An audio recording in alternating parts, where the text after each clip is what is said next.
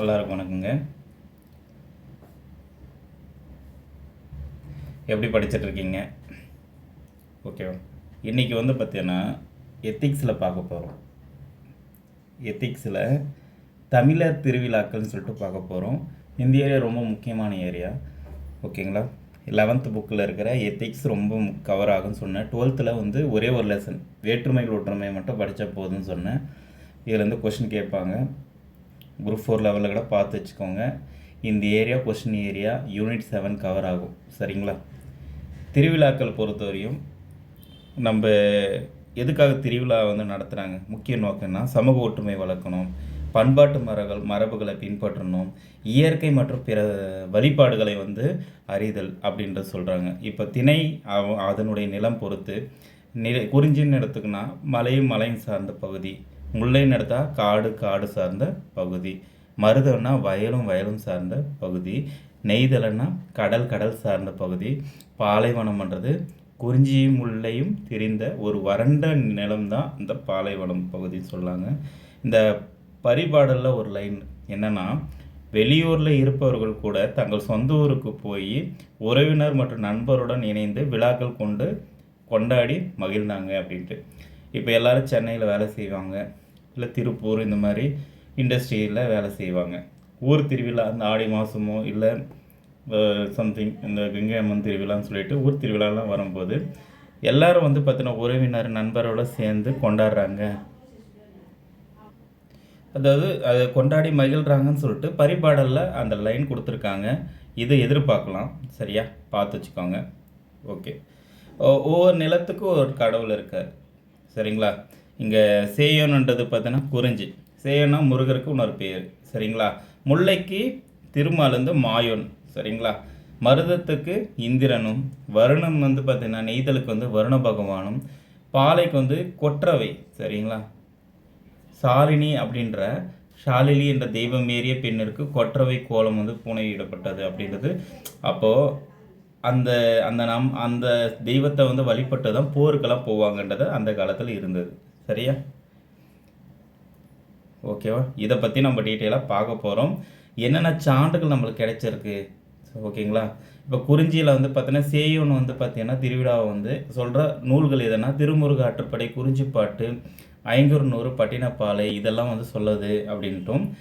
முல்லையில் பார்த்தீங்கன்னா அகநானூறு, தொல்காப்பியம் இதெல்லாம் பார்த்தீங்கன்னா முல்லைப்பாட்டு திருமாலுடைய திருவிழாக்கள் பற்றி, அதே மாதிரி இந்திரனுடைய திருவிழாக்கள் பற்றி சிலப்பதிகாரம், மணிமேகலை, சின்னமனூர் செப்பேடு, ஐங்குறுநூறு இந்த சான்றெல்லாம் நம்மளுக்கு சொல்லுது.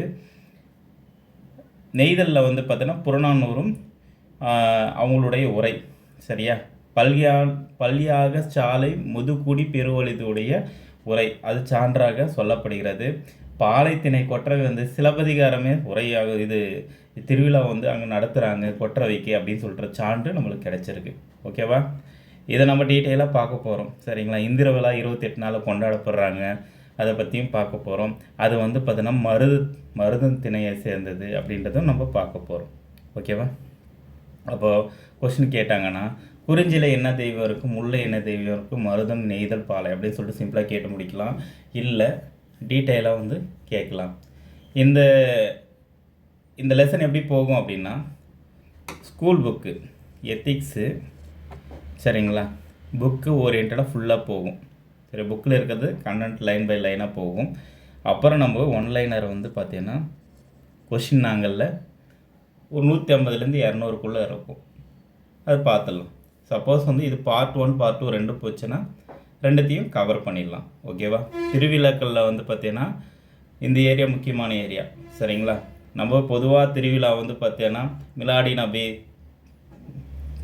தீபாவளி இந்த மாதிரிலாம் இல்லாமல் திணைக்கு ஏற்ற மாதிரி திருவிழாக்கள் நடத்தியிருக்காங்க. அதை பற்றி நம்ம பார்க்க போகிறோம். சரியா? சரி, கட்டளை நோக்கம் என்ன அப்படின்றது தெரியணும்ல. திருவிழாக்கள் கொண்டாடுவதன் காரணத்தை அறியணும். ஓகேங்களா? திருவிழா சமூக ஒற்றுமையை வளர்க்கும் வழி அப்படின்றது புரிந்து கொள்ளணும் அப்படின்னு சொல்லியிருக்காங்க. பண்பாட்டு கூறுகள், முன்னோர்கள் மரபுகளை தெரிந்து கொள்ளுதல், அதே மாதிரி இயற்கை மற்றும் பிற சமய திருவிழாக்களை பற்றி அறிதல். சரிங்களா? இதை பற்றி நம்ம பார்க்க போகிறோம். சரிங்களா? திருவிழான்னா என்ன? மக்கள் அனைவரும் ஒன்றா கூடி பகிர்ந்து கொண்டாடும் நிகழ்வு தான் திருவிழா. சரியா? மக்கள் எல்லாம் ஒன்றா கூடி பகிர்ந்து கொண்டாடுற நிகழ்வு தான் திருவிழா. இது ஒரு சமுதாயத்தின் கூட்டு செயல்பாடையும் வளர்ச்சியையும் கூட்டும் ஒரு கருவியாக பார்க்கப்படுகிறது. இப்போ ஒரு சமுதாயம் இருக்குது, அந்த சமுதாயத்தினுடைய கூட்டு செயல்பாடு எல்லாம் ஒன்றா சேர்றாங்க, அவங்களுடைய வளர்ச்சியுடைய காட்டும் குறியீடாக இது பார்க்கப்படுகிறது. சரியா? இந்த திருவிழாக்கள் என்ன வகைப்படுத்தலாம் அப்படின்னா, அது பார்த்தீங்கன்னா இயற்கையாக சார்ந்தது, இல்லை இனம் சார்ந்தது, சமயம் சார்ந்ததுன்னு சொல்லிட்டு வகைப்படுத்தலாம். சரிங்களா? உதாரணமாக இயற்கை சார்ந்ததுன்னா என்ன எக்ஸாம்பிள் அப்படின்னா, அறுவடை திருவிழான்னு சொல்லிட்டு பார்த்தோம். பைசாகி டே நம்ம ப்ரீவியஸ் வீடியோவில் வேற்றுமையில் ஒற்றுமையில் பார்த்துருக்கோம். பைசாகி டே எங்கெல்லாம் என்னென்ன பேரில் கொண்டாடுறாங்க. சரிங்களா? கேரளாவில் ஓணம் கொண்டாடுறாங்க. ஓகேங்களா? பிகுன்றது அஸ்ஸாமில் கொண்டாடுறாங்க. பைசாகின்றது பார்த்தீங்கன்னா பஞ்சாபில் கொண்டாடுறாங்க. தமிழ்நாட்டில் பார்த்தீங்கன்னா பொங்கல் திருவிழாவாக கொண்டாடுறாங்கன்றது. ஓகேங்க. வட மாநிலங்களில் ஒரு சில இடத்துல பீகார் அதெல்லாம் மகர சங்கராந்தின்றது கொண்டாடுறாங்க. அது இயற்கை சார்ந்தது. சரியா? இது அறுவடை திருவிழாக்கு எக்ஸாம்பிள். ஒரு இனத்தின் அடையாளம் சார்ந்த திருவிழாக்கள் இருக்கலாம், இனம் சார்ந்த திருவிழாக்கள் இருக்கலாம், சமயம் சார்ந்த திருவிழாக்கள் இருக்கலாம். அந்த சமயம் சார்ந்த திருவிழாலாம் இந்த கோயில் திருவிழாலாம் இதில் தான் வரும். சமயம் சார்ந்த கோயில் திருவிழாலாம் இருக்குல்ல, அதெல்லாம் இதில் தான் வரும். சரிங்களா? இதெல்லாம் கொஸ்டின் ஏரியா இல்லை, கொஸ்டின் ஏரியா மட்டும் டீட்டெயிலாக பார்க்கலாம். சரியா? இப்போ பண்பாட்டு அடையாளமாக இருக்கட்டும், அறநெறி வாழ்க்கையாக இருக்கட்டும், இயற்கை நன்றிப்படுத்தின பருவ காலங்களில் ஏற்படும் கொண்டாடப்படும் விழாக்கள் இயற்கைக்கு நன்றி செலுத்துறதுக்காக அமைகிறது. இது பொங்கலையும் நம்ம சொல்லலாம். இயற்கைக்கு நன்றி செலுத்துறதுக்காக தான் இதை இந்த திருவிழாக்கள் பண்ணுறாங்க. சரியா? இதெல்லாம் நம்ம தெரிஞ்சிங்கன்னா போதுமானது. அடுத்து பார்த்தீங்கன்னா 5 இணைக்கான விழாக்கள் சங்க காலத்தில் குறிஞ்சி, முல்லை, மருதம், நெய்தல், பாலைனா 5 வகைகளுக்கு பகுக்கப்பட்டு ஒவ்வொரு நிலத்துக்கும் வழிபட தெய்வங்கள் திருவிழா சிறப்பாக அமைந்தது. இதில் எக்ஸாம்பிள் பார்த்தோன்னா மாயோன் மேயற காடுரை உலகமும், சேயோன் மேயோரை உலகமும், வேந்தன் மேய தீம்புணல் உலகமும், வருணன் மேய பெருமணல் உலகமும் சொல்லிட்டு தொல்காப்பியத்தில் சொல்லியிருக்காங்க. இதுலேருந்து என்ன தெரியுது அப்படின்னா, தொல்காப்பியர் இந்த பாடலில் பாலை நிலத்தை மட்டும் விட்டுட்டு, பாலை நிலம் இதை தவிர 4 நில தெய்வங்களை குறிப்பிடுறார். சரி, கொஸ்டின் கேட்கலாம்ல? ஓகேங்களா? பாலைநிலை மக்கள் பிற்காலத்தில் கொற்றவையை தங்கள் தெய்வமாக வழிபட்டாங்க. கொஸ்டின் கேட்கலாம். தொல்காப்பியத்தில் பாலைநில தெய்வத்தை தவிர மற்ற தெய்வத்தெல்லாம் சொல்லியிருக்காங்க. இது நம்ம தெரிஞ்சுக்கணும். இப்போது இந்த நிலங்களுடைய தெய்வத்தை என்ன சொல்கிறாங்கன்னா, இந்த முல்லையில் காடும் சார்ந்த பகுதி, அங்கே மாயோன்ன்றது இருக்குது, காடில் மாயோன்ன்றது இருக்குது. அப்போ சேயோன்ன்றது மேயவரை, அதாவது மலையும் சார்ந்த, சேயோன்னா முருகன், குறிஞ்சியை சொல்லுது. ஓகேங்களா? வேந்தன் மேய தீப்புணல் உலகம் அப்படின்னா இது பார்த்தீங்கன்னா வேந்தன் யார்? இந்திர பகவான் தான் வேந்தன். சரியா? அவங்களது பார்த்தோன்னா வயலும் சார்ந்த பகுதியில் இருந்தாங்க. நெய்தல் வருணன் தெரியும், கடலும் சார்ந்த பகுதி. ஓகேவா? இது நம்ம தெரிஞ்சுக்கணும். சரியா? இப்போது இதை தொல்காப்பியர் பாலை நிலம் தவிர 4 நிலத்திற்கு தெய்வத்தை குறிப்பிடுறாரு. தெரிஞ்சுக்கணும். பாலை நில மக்கள் கொற்றவை தெய்வமாக பிற்காலத்தில் வழிபடுறாங்க, அதுவும் தெரிஞ்சுக்கணும்.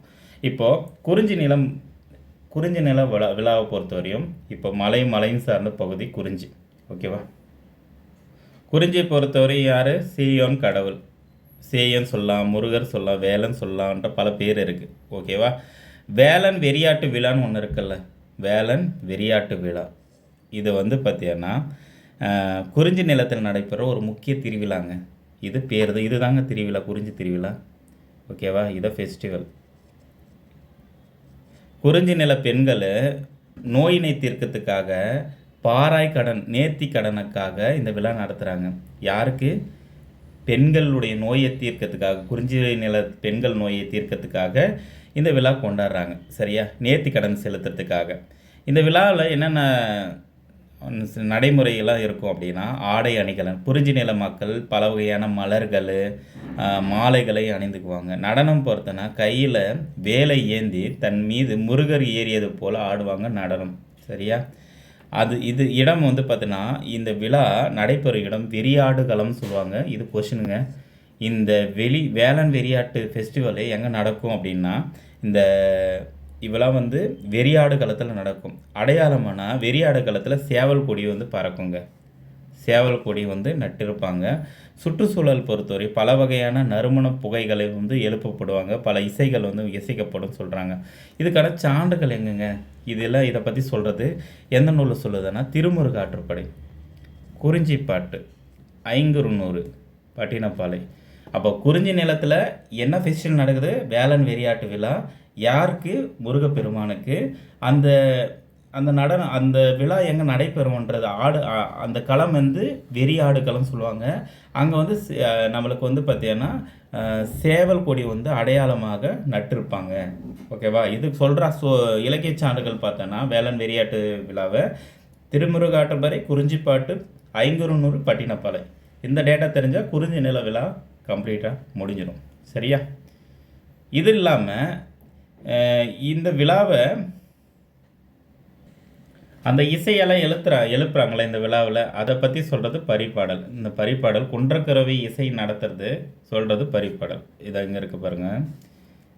பல்வகையான இசைகள் இசைக்கப்படுமா, அந்த இசையை பற்றி சொல்கிறது தான் இந்த விழாவான பரிபாடல் சொல்லுது. சரியா? இந்த விழா போது என்ன பறை வந்து யூஸ் பண்ணுவாங்கன்னா தொண்டக பறை வந்து இசைக்க நடனம் ஆடுவாங்க. இதுவே குன்றக்குறவை கூத்து அப்படின்னு சொல்கிறாங்க. இது தெரிஞ்சுக்கணும். இதுதான் குன்றக்குறை. இந்த இசைக்கு ஏற்ப அவர்கள் வந்து ஆடும் நடனம் தான் குன்றக்குறவை கூத்து. இந்த தொண்டகப்பறை அடிக்கிறாங்கல்ல, அதுக்கேற்ற மாதிரி அவங்க டான்ஸ் ஆடுவாங்க. அந்த டான்ஸுக்கு பேர் வந்து பார்த்தீங்கன்னா குன்றக்குறவை கூத்து. இது வந்து குறிஞ்சி விழா வந்து பார்த்தீங்கன்னா இதோட முடிகிறது. அடுத்து முல்லை நில விழா. முல்லை நிலா விழா பொறுத்தவரையும் ஆய்ச்சர் குறை, அதாவது வழங்கப்பட்ட புதிய பக்கத்தில் இப்போது இவங்களுடைய நிலம் வந்து காடும் சார்ந்தது. கரெக்டாக? காடும் சார்ந்தது முல்லை நிலம். முக்கிய தொழில் என்னங்க? என்ன தொழில்? கால்நடை வளர்ப்பா. இந்த கால்நடை வளர்ப்பு இதுதான் முக்கிய தொழில் இவங்களது. சரியா? இவங்க வழிபாட்டு முறைகள் பார்த்தோன்னா வேப்ப மரம் வழிபடுவாங்க. வழிபடுறது வேப்ப மரத்தை தாய் தெய்வமாக வழிபடுவாங்க. அதுக்கான சான்று வந்து பார்த்தோன்னா இவங்க வேப்ப மரத்தை தான் வழிபடுறாங்கன்றதுக்கான சான்று வந்து அகநானூரில் 309வது பாடல் வந்து சொல்லுது. இதெல்லாம் வந்து பார்த்தீங்கன்னா தமிழ் இலக்கிய வரலாறுலேருந்து நீங்கள் என்ன டேட்டா படித்தாலும் அங்கே வந்து பார்த்தீங்கன்னா வெளியிருந்து சோர்ஸ் கேட்குறாங்கன்றாங்களே, அது வந்து கவர்மெண்ட் இதுலேருந்து தான் கேட்பாங்க. நீங்கள் இந்த ஏரியாவிலேருந்து அங்கே கவர் ஆகும். சரிங்களா? அதனால தான் எத்திக்ஸ் நல்லா படிங்க. தற்கால தமிழ் வரலாறில் இந்த இலக்கிய வரலாறில் இது கவர் ஆகும். அதாவது யூனிட் 7 கவர் ஆகும். பார்த்து வச்சுக்கோங்க. இப்போ கருப்புசாமி வழிபாடு அப்போ கேட்பாங்க. முல்லை நில விழா கருப்புசாமி வழிபாடு. இந்த கருப்புசாமி வழிபாடை பொறுத்தவரை இந்நிலப்பகுதியில் உடைமையான கால்நடைகளையும் எயினர்களிடமும் வேடர்களிடமும் வழி தவறாமல் இது காப்பவர் யார்? கருப்புசாமி. எயினர் யாருன்னா திருடர்கள். சரியா? வேடர்கள் கிட்ட நம்மளை காக்கிற சாமி யாருன்னா கருப்புசாமி. இதுக்கு தான் பெயர் காரணம் என்ன அப்படின்னா, அப்போ இருண்ட கானகத்திற்கு உரியவன் அப்படின்னு. கானகம் என்னன்னா காடு. அப்போ இருண்ட கானகத்திற்கு உரியவர் கரிய நிறம் உடையவர் என்பது பொருள் தான் கருப்பசாமி அப்படின்னு சொல்கிறாங்க. அப்போ கானகத்திற்கு உரியவர் கரிய நிறம் உடையவர்தன் பேர் பொருள் தான் இதனால் கருப்பசாமின்னு சொல்கிறாங்க. இவர் என்ன பண்ணியிருக்காருன்னா எயினர்களிடம் வந்து வேடர்களிடம் வந்து நம்ம வழிபறிக்கிறாங்கல்ல, அவர்கள் வந்து காப்பவராக இருக்கிறாங்க. இவர் மாயோன் என்று அழைக்கப்படுகிறார். இந்த கருப்பசாமி தான் மாயோன் திருமால் சொல்கிறாங்க. சரிங்களா? இது தெரிஞ்சுக்கணும். ஓகேவா? ஆட்சியர் குறவை. இங்கே ஒரு திருவிழா நடக்குது. ஆட்சியர் குறவை ஆயர்குல மக்களுக்கும் ஆணிரைகளை பசுக்களையும் கால்நடைகளையும் துன்பம் நேராமல் காக்கும்படி திருமால் கிட்ட மாயோன் கிட்ட வேண்டுவாங்க. இதுதான் ஆட்சியர் குறவை. ஆட்சியர் குறவை என்னன்னா மாயோன் மேய காடுரை உலகம் சொல்லிட்டு ஒன்று இருக்குல்ல, அந்த லைனில் அது தொல்காப்பியம் சொல்லுது.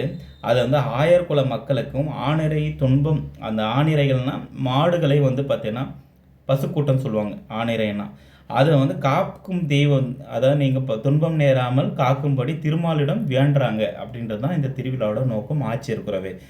இந்த வழிபாடு வந்து திருமாலை குறவை கூத்தாடி வழிபட்டாங்க. சரிங்களா? இதன் பெயர் தான், இந்த வழிபாடு தான் ஆட்சியர் குறவைன்னு சொல்லிட்டு அழைக்கப்பட்டது. இது தெரிஞ்சுக்கணும். சரியா? அப்போ முல்லை நில திருவிழா, கருப்பசாமி, திருமால் எல்லாம் ஒன்று தான். சரியா? இவர் தான் மாயோன்னு. கருப்புசாமி கானகத்திற்குரியவர், கரிய நிறமுடையவர். சரிங்களா? அப்போது அவங்களுடைய வழிபாட்டு வந்து பார்த்திங்கன்னா முறை எப்படி இருந்ததுன்னா வேப்பமர வழிபாடு இருந்தது. அப்போது வேப்பமரம் தாய் தெய்வமாக வழிபட்டாங்கன்றது நம்மளுக்கு அகநானூறு 301வது பாடல் சொல்லியிருக்கு, அது தெரிஞ்சுக்கணும். கருப்பு சாமிக்கு மீனிங்ன்றது கொடுத்துருக்காங்க, அது தெரிஞ்சுக்கணும். இருண்ட கானகத்திற்கு உரியவர், கரிய நிறம் உடையவர் என்ற கருப்பு சாமி மாயன் என்று அழைக்கப்படுறார், அது தெரிஞ்சுக்கணும். அடுத்து வந்து பார்த்தீங்கன்னா இந்த வழிபாடு தான் ஆட்சியர் குறவைன்னு சொல்கிறாங்க. ஆட்சியர் குறவை வந்து பார்த்தீங்கன்னா நீ துன்பம் நேராமல் எங்களை வந்து காக்கும்படி திருமால் கிட்ட வேண்டது தான், அதாவது மாயோன் கிட்ட வேண்டது தான். சரிங்களா? மாயோன் மேய காடுரை உலகம் சொன்னது தொல்காப்பியம், தெரிஞ்சுக்கணும். அடுத்து வந்து மருது நிலம் இந்திரன். மருது நிலம் பொறுத்தவரையும் இந்திர விழா வந்து கொண்டாடுறாங்க, மிகப்பெரிய விழாவாக பார்க்கப்படுது. பசி பிணி, அதாவது நோய் பகை போக்குவதற்காக மக்கள் இந்திரனை வழிபட்டாங்க. எதுக்காக வழிபட்டாங்க? பசி பிணி பகை போக்குவதற்காக. இதுதான் நோக்கம். சரியா? இதுதான் நோக்கம். சரி, இந்த மாற்று பெயர்கள் என்னப்பா? இந்த திருவிழாக்கு மாற்று பெயர்கள் அப்படின்னா சாந்தி பெருவிழா. என்ன பெருவிழா? சாந்தி பெருவிழா. இந்த விழா சாந்தி பெருவிழான்னு சொல்லுவாங்க. தீபக சாந்தி அப்படின்ற இன்னொரு பேர் இருக்குது. ஓகேவா? இந்த விழா சாந்தி பெருவிழா, தீபக சாந்தின்னு சொல்கிறாங்க. இந்த விழா தொடர்ந்து 28 நாள் நடக்குதுங்க. 28 நாள் இந்த விழா தொடர்ந்து நடக்குது. விழா ஏற்பாட்டாளர்கள், அதாவது சமய கணக்கார், கணிப்பொறியோர், சான்றோர்கள், ஐம்பெருங்குழும், எண்பெயர்குழும், இதெல்லாம் வந்து இந்திர விழா நடக்கும் நாளை முடிவு செய்ய இந்த குழுவெல்லாம் ஒன்றா சேரும்னு சொல்லுவாங்க. இதெல்லாம் நம்மளுக்கு வந்து சிலப்பதிகாரத்தில் நம்மளுக்கு சான்று இருக்குது. சரியா? சிலப்பதிகாரத்தை நீங்கள் தமிழ் படிக்கும்போது இந்த குழுவில் இருக்கிறவங்கெல்லாம் இந்திர விழாவுக்கு நடக்கும் நாளை வந்து முடிவு செய்வாங்க. இவங்கெல்லாம் வந்து ஒரு கமிட்டி மாதிரி. சரிங்களா? யார்? சமய கணக்கர் ஒருத்தர், அதுக்கடுத்து காலம் கணிப்போர், அதாவது ஜோதிடர், அதுக்கப்புறம் சான்றோர்கள், அதுக்கப்புறம் ஐம்பெருங்குழும், எண்பெயராயிரம் அப்படின்ற எல்லாரும் சேர்ந்து இந்திர விழா வந்து நடக்கும் நாளை முடிவு செய்வாங்க. சரிங்களா? ஓகே. இந்த இந்த இதுக்கான சான்றுகள், அதாவது மருத நில விழாவை பற்றி சொல்கிற சான்றுகள் கொஷின் கேட்பாங்க. எங்கே இருக்குது அப்படின்னா சிலப்பதிகாரத்தில் இந்திர விழவெடுத்த காதைன்னு சொல்லிட்டு சிலப்பதிகாரத்தில் இதில் ஒரு லைன் காதையிலும், மணிமேகலையில் வந்து விழாவரை காதை அப்படின்றதுலையும் கண்டிப்பாக சான்றுகள் நம்மளுக்கு இருக்குது. இதுவும் கொஷின் ஏரியா, இது பார்த்து வச்சுக்கோங்க. சரியா? இந்திர விழா வந்து பார்த்தீங்கன்னா மருது நில விழாவாக அறியப்படுகிறது. இப்போ 4 வகை படையினரும் வந்து முரசு அறைந்து மக்களுக்கு இந்திர விழா நடைபெறுவதை அறிவிப்பாங்க. அப்போ முன்னெல்லாம் வந்து சொல்லுவாங்கல்ல, ஒரு செய்தி சொன்னோம்னா மோளம் அடித்து சொல்லுவாங்க. சரிங்களா? முரசு அடித்து சொல்லுவாங்க, இந்த மாதிரி நாளைக்கு எல்லோரும் வந்து சேருங்க அப்படின்ற மாதிரி அந்த அறிவிப்பு முறை இருக்கும். அப்புறம் நகரம் வந்து அலங்காரம் பண்ணியிருப்பாங்க. இதெல்லாம் வந்து நம்மளுக்கு வந்து சிலப்பதிகாரத்தில் கொடுத்துருப்பாங்க. அந்த நகர அலங்காரம் வந்து மக்கள் வந்து வீடுகளில், வீதிகளில் பூரண கும்பம், பொற்பாலிகை, பாவை விளக்கு, வாழை, கரும்பு, கமுகு மரம், பாக்கு மரம், இதெல்லாம் வந்து பூங்கொத்து, வஞ்சிக்கொடி, இதெல்லாம் வந்து நகரை வந்து அலங்கரிப்பாங்க அப்படின்ட்டு சொல்கிறாங்க. இதெல்லாம் வச்சு நகரத்தை வந்து அலங்காரம் பண்ணுவாங்க. வழிபாடு பொறுத்தவரையும் வீதிகளிலும் மன்றங்களையும் பழைய மணலை மாற்றி புது மணல் பரப்புவாங்க. இது பூத சதுக்கு முதலான தெய்வங்களுக்கு பூஜை செய்வாங்க அப்படின்னு சொல்கிறாங்க. புது மணல் பறக்கிறது, பூத சதுக்கு முதலான தெய்வங்களுக்கு வழிபாட்டு முறைகள் நடத்துவாங்க. சான்றுகள், புகார் நகரில் இந்திர விழா நடப்பதற்கான சான்று வந்து பார்த்திங்கன்னா சிலப்பதிகாரத்தில் இருக்குது. ஓகேங்களா? புகார் நகரத்தில் இந்திர விழா நடைபெறுவதற்கான செய்தி வந்து பார்த்திங்கன்னா சிலப்பதிகாரத்தில் இருக்குது, அது தெரிஞ்சுக்கணும். மதுரை நகரில் இந்திர விழா நடந்ததற்கு சான்று, மதுரையில் இந்திர விழா நடந்ததுக்கு சான்று சின்னமனூர்ச்செப்பேட்டு தெரிவிக்குது. இது நம்மளுக்கு தெரிஞ்சுக்கணும். இந்திர விழா நடந்ததுக்கு ஐங்குறுநூறில் பாடலும் இதை பற்றி செய்திகள் இருக்குது. ஐங்குறுநூறில் இந்திர விழா பற்றி செய்திகள் நம்மளுக்கு இருக்குது. அப்போது இந்த விழாவுக்கு வேறு பேர் தொல்காப்பியர் பதிவு என்ன பண்ணுறாருன்னா, இது காமன் விழா, வில்லவ விழா, விருந்தாட்டு விழான்னு சொல்லிட்டு யார் சொல்கிறா? தொல்காப்பியர் சொல்கிறாரு. இந்த இது வந்து பார்த்தீங்கன்னா தோட்டுடைய செம்பியன் எடுக்கப்பட்ட காமன் விழாவை இந்திர விழா, விருந்தாட்டு விழான்ற பெயர்களில் இதில் வந்து பார்த்தீங்கன்னா மணிமேகலையிலும் பதிவுகள் இருக்குது. ஓகேவா? மணிமேகலை பதிவுகளில் இருக்குது, பார்த்து வச்சுக்கோங்க. சரியா? மணிமேகலை தொல்காப்பியர் சொல்லிட்டல, சாரி, மணிமேகலை பதிவில் இருக்குது, தெரிஞ்சுக்கோங்க. போர்க்கால வழக்கம். போர்க்கால வழக்கம் என்னென்னா, போர்க்காலம் வழக்கம். மருதநில மக்கள் போருக்கு செல்லும் போது அரசனை வாழ்த்தி பாடுவாங்க. வாளை உயர்த்தபடி நன்னுணை என்னும் போர்ப்பறை முழங்க ஆடியும் பாடியும் குறவை நிகழ்த்துவாங்க. சரியா? தன்னுமை, அந்த தன்னுமை போர்ப்பறை ஒழிக்க ஆடியும் பாடியும் குறவை நிகழ்த்துவாங்க. சரியா? வாளை உயர்த்துவாங்க, தன்னுமை வந்து பார்த்திங்கன்னா போர்ப்பறை ஒழித்து சொல்லுவாங்க. இவங்கெல்லாம் வந்து யாருன்னா போர்க்கால வழக்கமாக இருந்தது. அரசனை வாழ்த்தி கொண்டாடுவாங்க. இது சொல்லுங்கள். அதுக்கடுத்து நெய்தல் விழா. நெய்தல் விழாவும் கடல் சார்ந்த ஒரு நெய்தல் நில கடவுள் பற்றி சொல்லுது. யாருன்னா வருண பகவான். மேகம், மலை, கடல், ஆறு ஆகியோற்று தொடர்புடைய ஒரு கடவுள் தான் இந்த வருணன். சரியா? இந்த விழா வந்து பார்த்தீங்கன்னா இந்த மக்களை வந்து பார்த்தீங்கன்னா முன்னீர் விழா, நாவாய் விழா அப்படின்ற விழாக்கள் கொண்டாடுவாங்க. என்னென்ன விழாவை கொண்டாடுவாங்க? முன்னீர் விழா, நாவாய் விழான்னு சொல்லிட்டு கொண்டாடுவாங்க. அதாவது போட்டில் படகு வச்சு யார் ஜெயிக்கிறாங்க, நீங்கள் அந்த படம்லாம் பார்த்துருப்பீங்க, கிரி படம்லாம் பார்த்துருப்பீங்க. இதெல்லாம் வந்து பார்த்தா நெய்தல் விழா தான். சரியா? சங்க காலத்தில் பதிவு செஞ்சுருக்காங்க. இப்போ அரசர்கள் செய்த விழா பல்யாகை சாலை முடுகுடி பெருவழுதி என்னும் பாண்டிய மன்னன் இவ்விழாவை கொண்டாடி இருக்காரு அப்படின்னு சொல்லிட்டு சான்று. அதாவது கரிகாலனுடைய முன்னோர்கள் நாவாய் திருவிழா கொண்டாடிய செய்தி புறநானூரில் உரையின் மூலம் நம்மளால் அறிய முடிகிறது சொல்கிறாங்க. இது தெரிஞ்சுக்கணும், இது பார்த்துக்கோங்க, இது முக்கியம். அரசர்கள் செய்த விழா தான் இது. ஓகேவா? அரசர்கள் செய்தது ரிஜிஸ்டர் ஆகுது. பல்யாக சாலை முதுகுடி பெருவழுதி என்னும் பாண்டிய மன்னன் இவ்விழா கொண்டாடி இருக்கான். கரிகாலனுடைய முன்னோர்கள் நாவாய் திருவிழா வந்து பார்த்தீங்கன்னா கொண்டாடின செய்தி புறநானூரில் நம்மளால் அறிய முடிகிறது. இது தாண்டி வழிபாட்டு பொருள்கள்னா நெய்தல் நில மக்கள் முத்துக்களையும் வலம்புரி சங்குகள் அவங்களுக்கு என்ன கிடைக்குதோ அதெல்லாம் வந்து அவங்க வழிபாட்டு பொருளாக வைப்பாங்க. இதுதான் அவங்களுக்கு வந்து வழிபாட்டு பொருளாக வச்சுருக்காங்கன்னு சொல்கிறாங்க.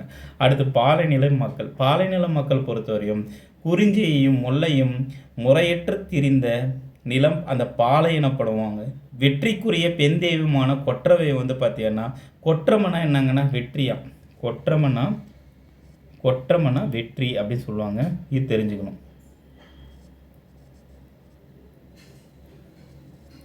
வெற்றி சரியா? என பொருள் படும். ஓகேவா? இது சிலப்பதிகாரத்தில் சாலினி என்ற தெய்வம் ஏறிய பெண் கொற்றவை கோலம் புனைந்தாள் அப்படின்னு சொல்கிறாங்க. சிலப்பதிகாரத்தில் சொல்கிறதான் கொற்றவைக்கு. வேறு எந்த ஒரு நூலில் கொற்றவை பற்றி சொல்லலை, பார்த்து வச்சுக்கோங்க. ஓகேவா? இந்த சிங்கிளாக ஒரே ஒரு புக்கு சொல்லுதுன்னா அதெல்லாம் பார்த்து வச்சுக்கோங்க. கொற்றவை போல அலங்கரிக்கப்பட்ட சாலினி மான் மீது அமர செய்து, எதுவும் மேலே மான் மேலே உட்காந்துட்டு இருக்காங்களாம், ஊர்வலமாக அழைத்து செல்கிறாங்களாம். இந்த உலாவின் போது பெண்கள் வந்து பல்வேறு காணிக்கைகளை வந்து பார்த்தீங்கன்னா கொடுக்குறாங்க. இதுதான் வந்து இந்த பாலை நிலத்தில் சொல்கிறாங்க. சரியா? எது மீது உக்காண்டிருக்கான்றதை விட கொஷினும் பாலை நிலம். சரியா? பார்த்து வச்சுக்கோங்க. இந்த வழிப்பறியின் போது கொட்டும் பறை, சூறையாடப்படும் ஊதப்படும் கொம்பு, புல்லாங்குழல், இதெல்லாம் வந்து பார்த்தோன்னா மயான கொள்ளை இருக்குல்ல, இது எக்ஸாம்பிள். இப்போ சரியா? இவ்வாறு பாலை நில மக்கள் வந்து தங்களுடைய நிலக்கடவுளான கொற்றவைக்கு வந்து பார்த்தீங்கன்னா விழா எடுத்திருக்காங்க. ஓகே, இது இல்லாமல் நம்ம நடுக்கல் விழா பார்க்கணும். சரியா? தமிழ்நாட்டில் நடுக்கல் விழான்றது பார்க்கணும். இதை இங்கிலீஷில் ஈரோ ஸ்டோனுன்னு சொல்லுவாங்க. கரெக்டாக? ஹீரோ ஸ்டோன் இல்லை, வர்ஷிப்புன்னு சொல்லுவாங்க, ஹீரோ ஸ்டோனுன்னு சொல்லுவாங்க. இதெல்லாம் தெரிஞ்சுக்கோங்க. சரிங்களா? தமிழருடைய இதனுடைய அடிப்படை என்னென்னா, தமிழருடைய பண்பாட்டில் உயிரை விழுமமான வீரத்தை அடிப்படையாக கொண்டது. இது ஃபுல் அண்ட் ஃபுல் வந்து வீரத்தை அடிப்படையாக கொண்டது தான் நடுக்கல். சரிங்களா? நடுக்கல்னா என்ன? போர்க்களத்தில் விழுப்புண்பட்டு வீரமரணம் அடைந்த வீரனுடைய உடலை அடக்கம் செய்யும் முன் அவன் பயன்படுத்திய போர்க்கருவிகள், பொருட்கள் புதைக்குழியில் வச்சு அடக்கம் செய்வாங்க. பிறகு அவ்விடத்தில் ஒரு கல் நடுவாங்க. அதுவே நடுக்கல்னு சொல்லிட்டு டெஃபினேஷன் சொல்கிறாங்க. அது உங்களுக்கு தெரிஞ்சது தான். நடுக்கல்னா என்னன்றது டெஃபினேஷன் அதுதான். அப்புறம் செதுக்கப்பட்ட விவரங்கள், அக்கல்லில் அவருடைய உருவம், அவருடைய பெயர், அவருடைய வீரம், அவருடைய புகழ், அவருடைய தியாகம், இதெல்லாம் வந்து பொறிச்சிருப்பாங்க. அது செதுக்கப்படும் விவரங்கள். வழிபாடு பொறுத்தவரையும் அவரது வீரத்தை போற்றும் வகையில் ஆண்டுதோறும் விழா எடுப்பாங்க. இது ஒரு வழிபாடுன்னு சொல்கிறாங்க. தற்காலத்தில் தற்போது கிராமங்கள் தோறும் மக்கள் வந்து வழிபடும் காவல் தெய்வம் இந்த நடுக்கல் விழாவாக சொல்கிறாங்க. காவல் தெய்வம்னா நம்ம ஊருக்கு ஒரு காவல் சாமி இருப்பாங்கள்ல, இந்த காவல் தெய்வங்கள் தான் இப்போ நடுக்கல் விழாவோட தொடர்ச்சியாக கருதலாம் அப்படின்னு சொல்லிட்டு சொல்கிறாங்க. இது தெரிஞ்சுக்கணும். அடுத்து வந்து பத்தினி வழிபாடு. இந்த நடுக்கல் பத்தினி வழிபாடை பொறுத்தவரையும் கண்ணகி அறிமுகம். பத்தினி வழிபாடு என்பது கண்ணகி வழிபாடு தான். கண்ணகி தமிழக காப்பிய வரலாற்று ஒரு முக்கிய இடம் பிடித்த கற்பு அரசியாக பார்க்கப்படுகிறாங்க. கோயிலுடைய அமைப்பு சிலப்பதிகாரத்தில் நாடு காடான் காதை, அந்த காதையில் 224 சரியா, அந்த காதையில் பத்தினி கோட்டம் அமைக்கப்பட்ட செய்தி குறிப்பிட்டிருக்கு. பத்தினி கோட்டம் சரியா, ஓகேவா. இதுக்கான சான்றுனா சிலப்பதிகாரத்தில் சில வரிகள் இருக்குது. சிலப்பதிகாரம் மேலோர் விளையும் நூல் நெறி மக்கள் பால் பேர வகுத்த பத்தினி கோட்டம் சொல்லிட்டு கொடுத்துருக்காங்கள என்று குறிப்பிட்டிருக்கு. அப்போ தற்காலத்தை தொடர்பான இவ்வழிபாடு இலங்கையில் வாழும் தமிழர்கள் இன்று கூட சிறப்பாக கொண்டாடுறாங்க. இது இப்போ இலங்கையில் கொண்டாட்டிருக்காங்கப்பா. இந்த வழிபாடு இப்போதும் இன்றும் வந்து சிறப்பாக இலங்கையில் வந்து இந்த வழிபாடு கொண்டாடுறாங்க. சரிங்களா. சிலப்பதிகாரம் காதை அதனுடைய சுருக்கம். சிலப்பதிகார காதை பொறுத்தவரையும் நம்ம என்ன தெரிஞ்சுக்கணும் அப்படின்னா, பொய் வழக்கில் மூலம் கணவன் வந்து கோவலன் கொலை தண்டனை பெற்றதை அறிந்த கண்ணகி சினமுறாங்க. அது உங்களுக்கு தெரியும். பாண்டிய அரசனாக இருந்தது யார்? நெடுஞ்செழியன். அவங்ககிட்ட வாதிட்டு தன் கணவர் குற்றமற்றவர் என்பது நிலைநாட்டுறாங்க. தன் கற்பின் வலிமையால் மதுரை நகரையே எரிக்கிறாங்க. சரியா, மதுரை நகரை எரிக்கிறாங்க. சோழ நாட்டில் கண்ணகி சோழ நாட்டில் பிறந்து பாண்டிய நாட்டில் வீரத்தை நிலைநாட்டுறாங்க. சேர நாட்டில் தெய்வமாக மாறுறாங்க. இப்போ சோழ நாட்டத்தில் பிறக்கிறாங்க, பாண்டிய நாட்டத்தில் வீரத்தை வெளிப்படுத்துகிறாங்க, சேர நாட்டில் தெய்வமாக மாறுறாங்க. இதை மட்டும் தெரிஞ்சுக்கோங்க. இது ஆல்ரெடி நீங்கள் தமிழ் படிக்கும்போது உங்களுக்கு தெரிஞ்சிருக்கும். இங்கிலீஷ் மீடியம் வந்து பார்த்தீங்கன்னா இதை நோட் பண்ணிக்கோங்க. இது ரொம்ப இம்பார்ட்டன்ட். உங்களால் நிறைய கவர் பண்ண முடியலனாலும் இங்கிலீஷ் மீடியம் யூனிட் 7க்கு இந்த ஏரியாலாம் பார்த்து வச்சுக்கோங்க. இதுதான் உங்களுக்கு மேஜராக வந்து கவர் ஆகிற ஏரியா. சரிங்களா. ஓகே. பாவை நோன்பு. பாவை நோன்பு என்னென்னா, மார்கழி மாதத்தில் பெண்கள் பாவை நோன்பு இருப்பாங்க. மார்கழி நோன்புன்னு சொல்லுவாங்க, இல்லை பாவை நோன்புன்னு சொல்லுவாங்க. இதில் பாவை நோன்பு காலத்தில் ஆண்டாள் இயற்றிய திருப்பாவை பாடப்படுவாங்க. திருப்பாவையும் மாணிக்க வாசகர் அருளியது திருவெண்பா. இது ரெண்டுத்தையும் வந்து பாவை நோன்புன்னு அப்போ பாடுவாங்க. சரிங்களா. அடுத்து பாவை நோன்பு அதனுடைய தொடர்ச்சி பார்க்கலாம். சரிங்களா. இப்போ பாவை நோம்பில் கன்னி பெண்கள் அதனுடைய நோக்கம் என்ன? கன்னி பெண்களுக்கு நல்ல கணவன் கிடைக்கணும், மனமான பெண்கள் தங்கள் கணவர் நீண்ட நாள் ஆயுளோடு இருக்கணும் அப்படின்னு சொல்லிட்டு ஒரு நோன்பு. இப்போ கொழு வைக்கிறாங்கன்னு வச்சுக்கோங்க, அதெல்லாம் அதுதான். சரியா, இதெல்லாம் பார்த்து வச்சுக்கோங்க. இந்த நோன்பு வந்து மேற்கொள்கிறாங்க. இது பழங்காலம் தொட்டே கடைப்பிடிக்கிறாங்க. இது தெரிஞ்சுக்கணும்.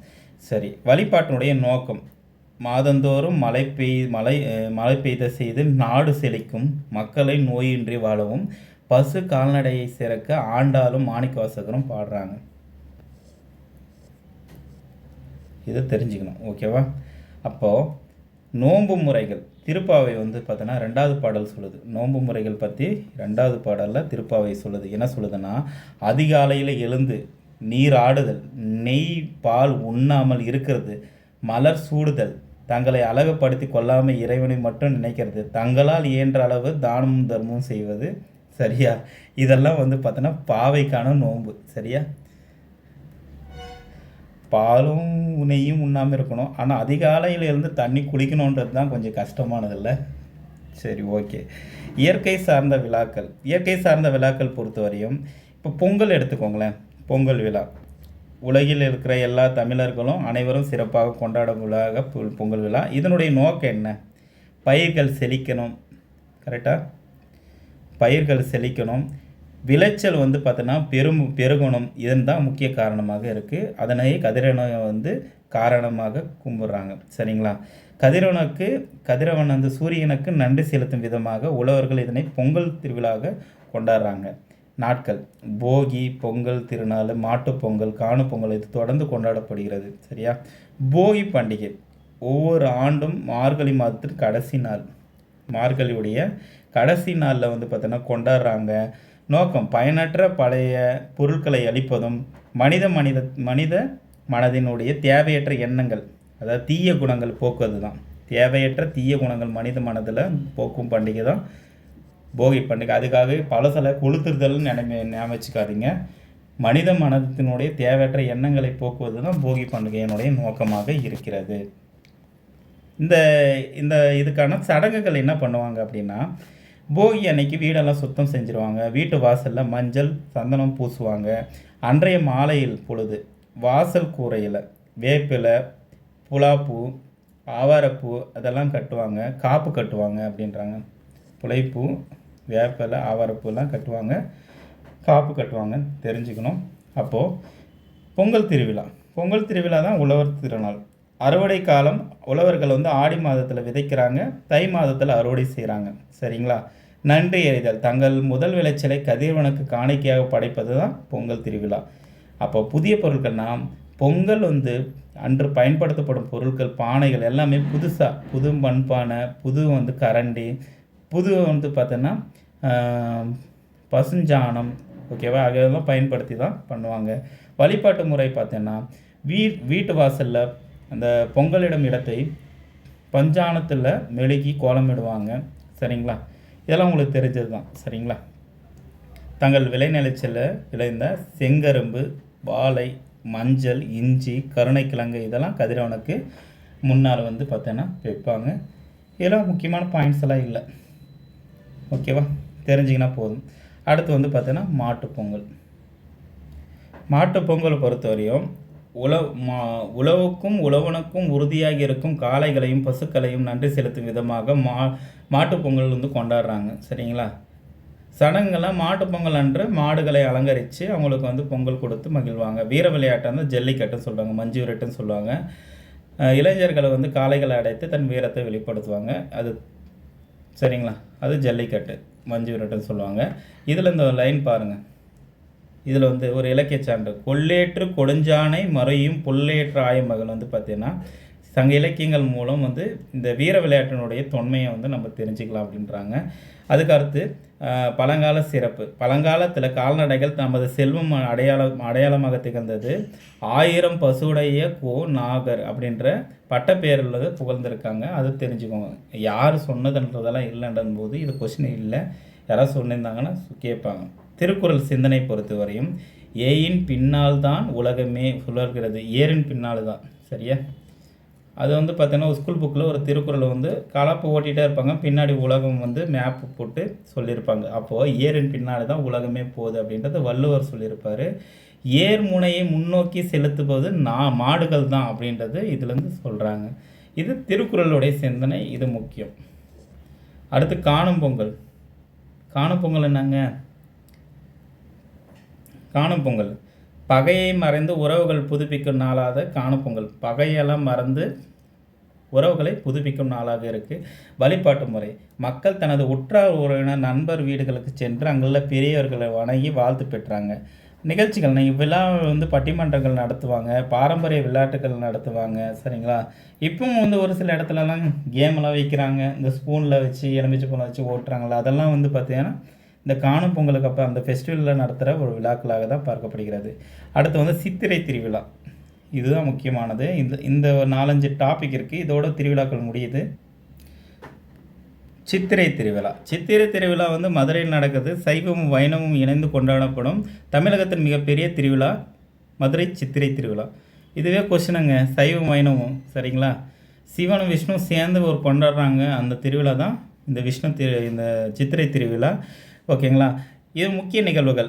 சைவ சமயம் திருவிழாக மீனாட்சி அம்மனுடைய சுந்தரேஸ்வரருடைய திருமணமும், வைணவ சமய விழாவாக கள்ளழகர் வந்து ஆற்றில் இறங்குற ஒரு திருவிழாவும் ஒன்றா நடக்கிறதால தான் இது சைவம் வைணவம் வந்து பார்த்தீங்கன்னா திருவிழா வந்து கலந்து விழாவாக பார்க்கப்படுகிறது. வரலாறுனா திருமலை நாயக்கர் காலத்தில் இவ்விரு சமய விழாக்களும் ஒன்றாக இணைக்கப்பட்டது ஒரு விழாவாக கொண்டாடப்படுகிறது. அப்போது இந்த ரெண்டுமே இணைச்சது யாருன்னா திருமலை நாயக்கர். இதுவே கொஷின் ஏரியா பார்த்து வச்சுக்கோங்க. ஓகே. சித்திரை மாதத்தில் வளர்பிறை மாதம் 5ஆம் நாள் தொடங்கி 10 நாட்கள் வந்து திருவிழா நடக்குது. 10 நாள். சரியா? இது பார்த்தோம். பொங்க வைப்பாங்க, காப்பு கட்டுவாங்கன்ற 10 நாள் வந்து தொடர்ந்து நடக்கும். ஆடிப்பெருக்கு. ஆடிப்பெருக்கை பொறுத்தவரையும் ஆடி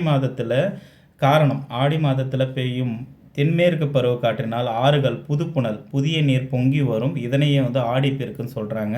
வழிபாடு. காவிரி பாயும் பகுதிகளில் வாழும் மக்கள் காவிரி ஆற்றை வந்து அன்னையாக தெய்வமாக சொல்லிட்டு வழிபடுவாங்க.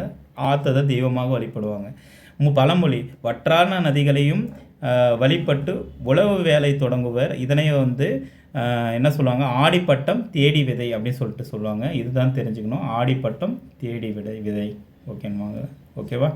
அடுத்து வந்து இதனுடைய காலம் வந்து ஆடி மாதம் 18ஆம் நாள் அன்று ஆடிப்பெருக்கு கொண்டாடப்படுகிறது. 18 இந்த மாதத்தில் 18 ஆடிப்பெருக்கு கொண்டாடுவாங்க. அப்புறம் மக திருவிழா. இந்த மக திருவிழா வந்து மகம் வந்து கும்பகோணத்தில் நடக்கிறது. மாசி மகம் காலம் வந்து மாசி மாதத்தில் குரு அந்த வியாழன் சொல்கிறாங்களா சிம்ம ராசியில் இருக்கும்போது மக நட்சத்திரம் வந்து பௌர்ணமியில் சேர்ந்தும் நாள் தான் இந்த மாசி மகம் சொல்லுவாங்க. ஓகேவா. 12 வருஷத்துக்கு ஒரு டைம் வருங்க. 12 வருஷத்துக்கு நவகிரகங்களில் ஒரு குரு ஒரு ராசியிலிருந்து மற்றொரு ராசிக்கு இடம்பெயர் ஒரு வருடம்னா 12 ராசிகளுக்கு கடந்து வரத்துக்கு 12 வருஷம். 12 வருஷத்துக்கு ஒரு முறை தான் மாசி மகம் மகாமகம் வந்து சொல்கிறாங்க. சரியா. அந்த மாசி மகம் தான் மகாமகம்னு சொல்கிறாங்க. அன்றைய தினம் கும்பகோணத்தில் மகாமக குளத்தில் வந்து பக்தர்கள் வந்து தண்ணி ஊற்றிக்குவாங்க, புனித நீராடுவாங்க. வேறு பேர்களில் வடநாட்டில் கும்பமேளா நடத்துகிறாங்க, தென்னகத்தில் கும்பமேளா. அப்போ வடநாட்டில் நடைபெற கும்பமேளாவை தான் தென்னாட்டில் தென்னகத்தில் வந்து கும்பமேளான்ற பேரில் அழைக்கிறாங்க. இது மாசி மகம், இது தெரிஞ்சுக்கணும். சரியா.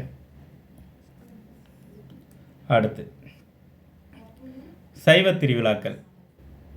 சைவ திருவிழாக்கள் பொறுத்தவரையும் என்னென்னா, சைவ திருவிழாவுக்கு வந்து பார்த்தீங்கன்னா சிவனை முழு கடவுளாக சைவர்கள் வந்து பார்த்தீங்கன்னா வழிபட்டாங்க. இவர்கள் சிவனை வழிபட்டதால் சைவ திருவிழாக்கள் வந்து கொண்டாடப்படுகிறது.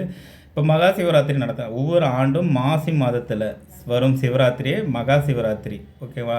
அதனால் இரவு முழுவதும் உறங்காமல் விழித்து சிவனை வழிபடுவாங்க. அது வந்து 4 கால பூஜை நடக்கும். சரியா. 4 காலம் பூஜை வந்து நடக்கும். 12 மாதங்களும் ஒரு தடவை 4 கால பூஜை வந்து நடக்கும் மகா சிவராத்திரி அன்னைக்கு. சரிங்களா. விநாயகர் சதுர்த்தி பொறுத்தவரையும் ஆவணி மாதத்தில் விநாயகர் சதுர்த்தி கொண்டாடப்படுகிறது. ஆலயங்களில், வீடுகளில், ஆலயம் இல்லாத இடங்களில் தற்காலிக களிமண்ணால் விநாயகருடைய உருவம் செய்து வழிபடுவாங்க. இது வந்து இவ்விழா வந்து வட இந்தியாவில் கணேஷ் சதுர்த்தின்னு சொல்லுவாங்க. நம்ம வந்து பார்த்திங்கன்னா விநாயகர் சதுர்த்தின்னு சொல்லிட்டு கொண்டாடுறோம். ஓகேவா. வட இந்தியாவில் கணேஷ் சதுர்த்தின்னு கொண்டாடுறாங்க, இங்கே வந்து பார்த்திங்கன்னா விநாயகர் சதுர்த்தின்னு கொண்டாடுறோம். தீப விழா, கார்த்திகை திருநாள். இப்போ கார்த்திகை மாதம் காரணம் என்ன, காலம் வந்து கார்த்திகை மாதம் முழு நிலவு பௌர்ணமி நாளில் வீடுகளில் கோயில் வந்து அந்த விளக்கேற்றுவாங்க. முக்கிய தலம்ன்றது பார்த்திங்கன்னா அன்றைய தினம் திருவண்ணாமலையில் தீபம் வந்து உச்சியில் வந்து பார்த்திங்கன்னா தீபம் ஊற்றி வந்து பார்த்திங்கன்னா எண்ணெய் ஊற்றி வந்து தீபம் ஏற்றுவாங்க. அடிப்படை தத்துவம் நிலம், நீர், நெருப்பு, காற்று, ஆகாயம் ஆகிய இயற்கை பொருட்களை பெரும் ஆற்றலாக கருதி மக்கள் வழிபட்டது தொடர்ச்சியே இவ்விழா கொண்டாடப்படுகிறது. இது முக்கியங்க தீப திருவிழா. ஓகேவா. அதுக்கடுத்து ஆதிரை திருவிழா. ஆதிரைனா திருவாதிரைன்னு சொல்லுவாங்க. காலம் வந்து ஆண்டுதோறும் மார்கழி மாதம் முழு நில நாளில் கொண்டாடப்படுற ஒரு விழா. இது சான்றுனா இவ்விழா வந்து பற்றி மாணிக்க வாசகர் வந்து திருவாசகத்திலும் சம்பந்தர் வந்து திருநாவுக்கரசர் தேவாரத்திலையும் பாடியிருக்காங்க. இது தெரிஞ்சுக்கணும். ஓகேவா. நடைபெறும் முக்கிய ஸ்தலங்கள் வந்து இந்த விழா எங்கே நடைபெறும் அப்படின்னா சிதம்பரம், மதுரை, திருவனைக்கால், உத்திர கோசமங்கை, திருக்கலங்குன்றம், திருமுல்லைவாயில் போன்ற புகழ்பெற்ற தலத்தில் வந்து திருவாதிரை விழா வந்து மிக சிறப்பாக நடைபெறும்.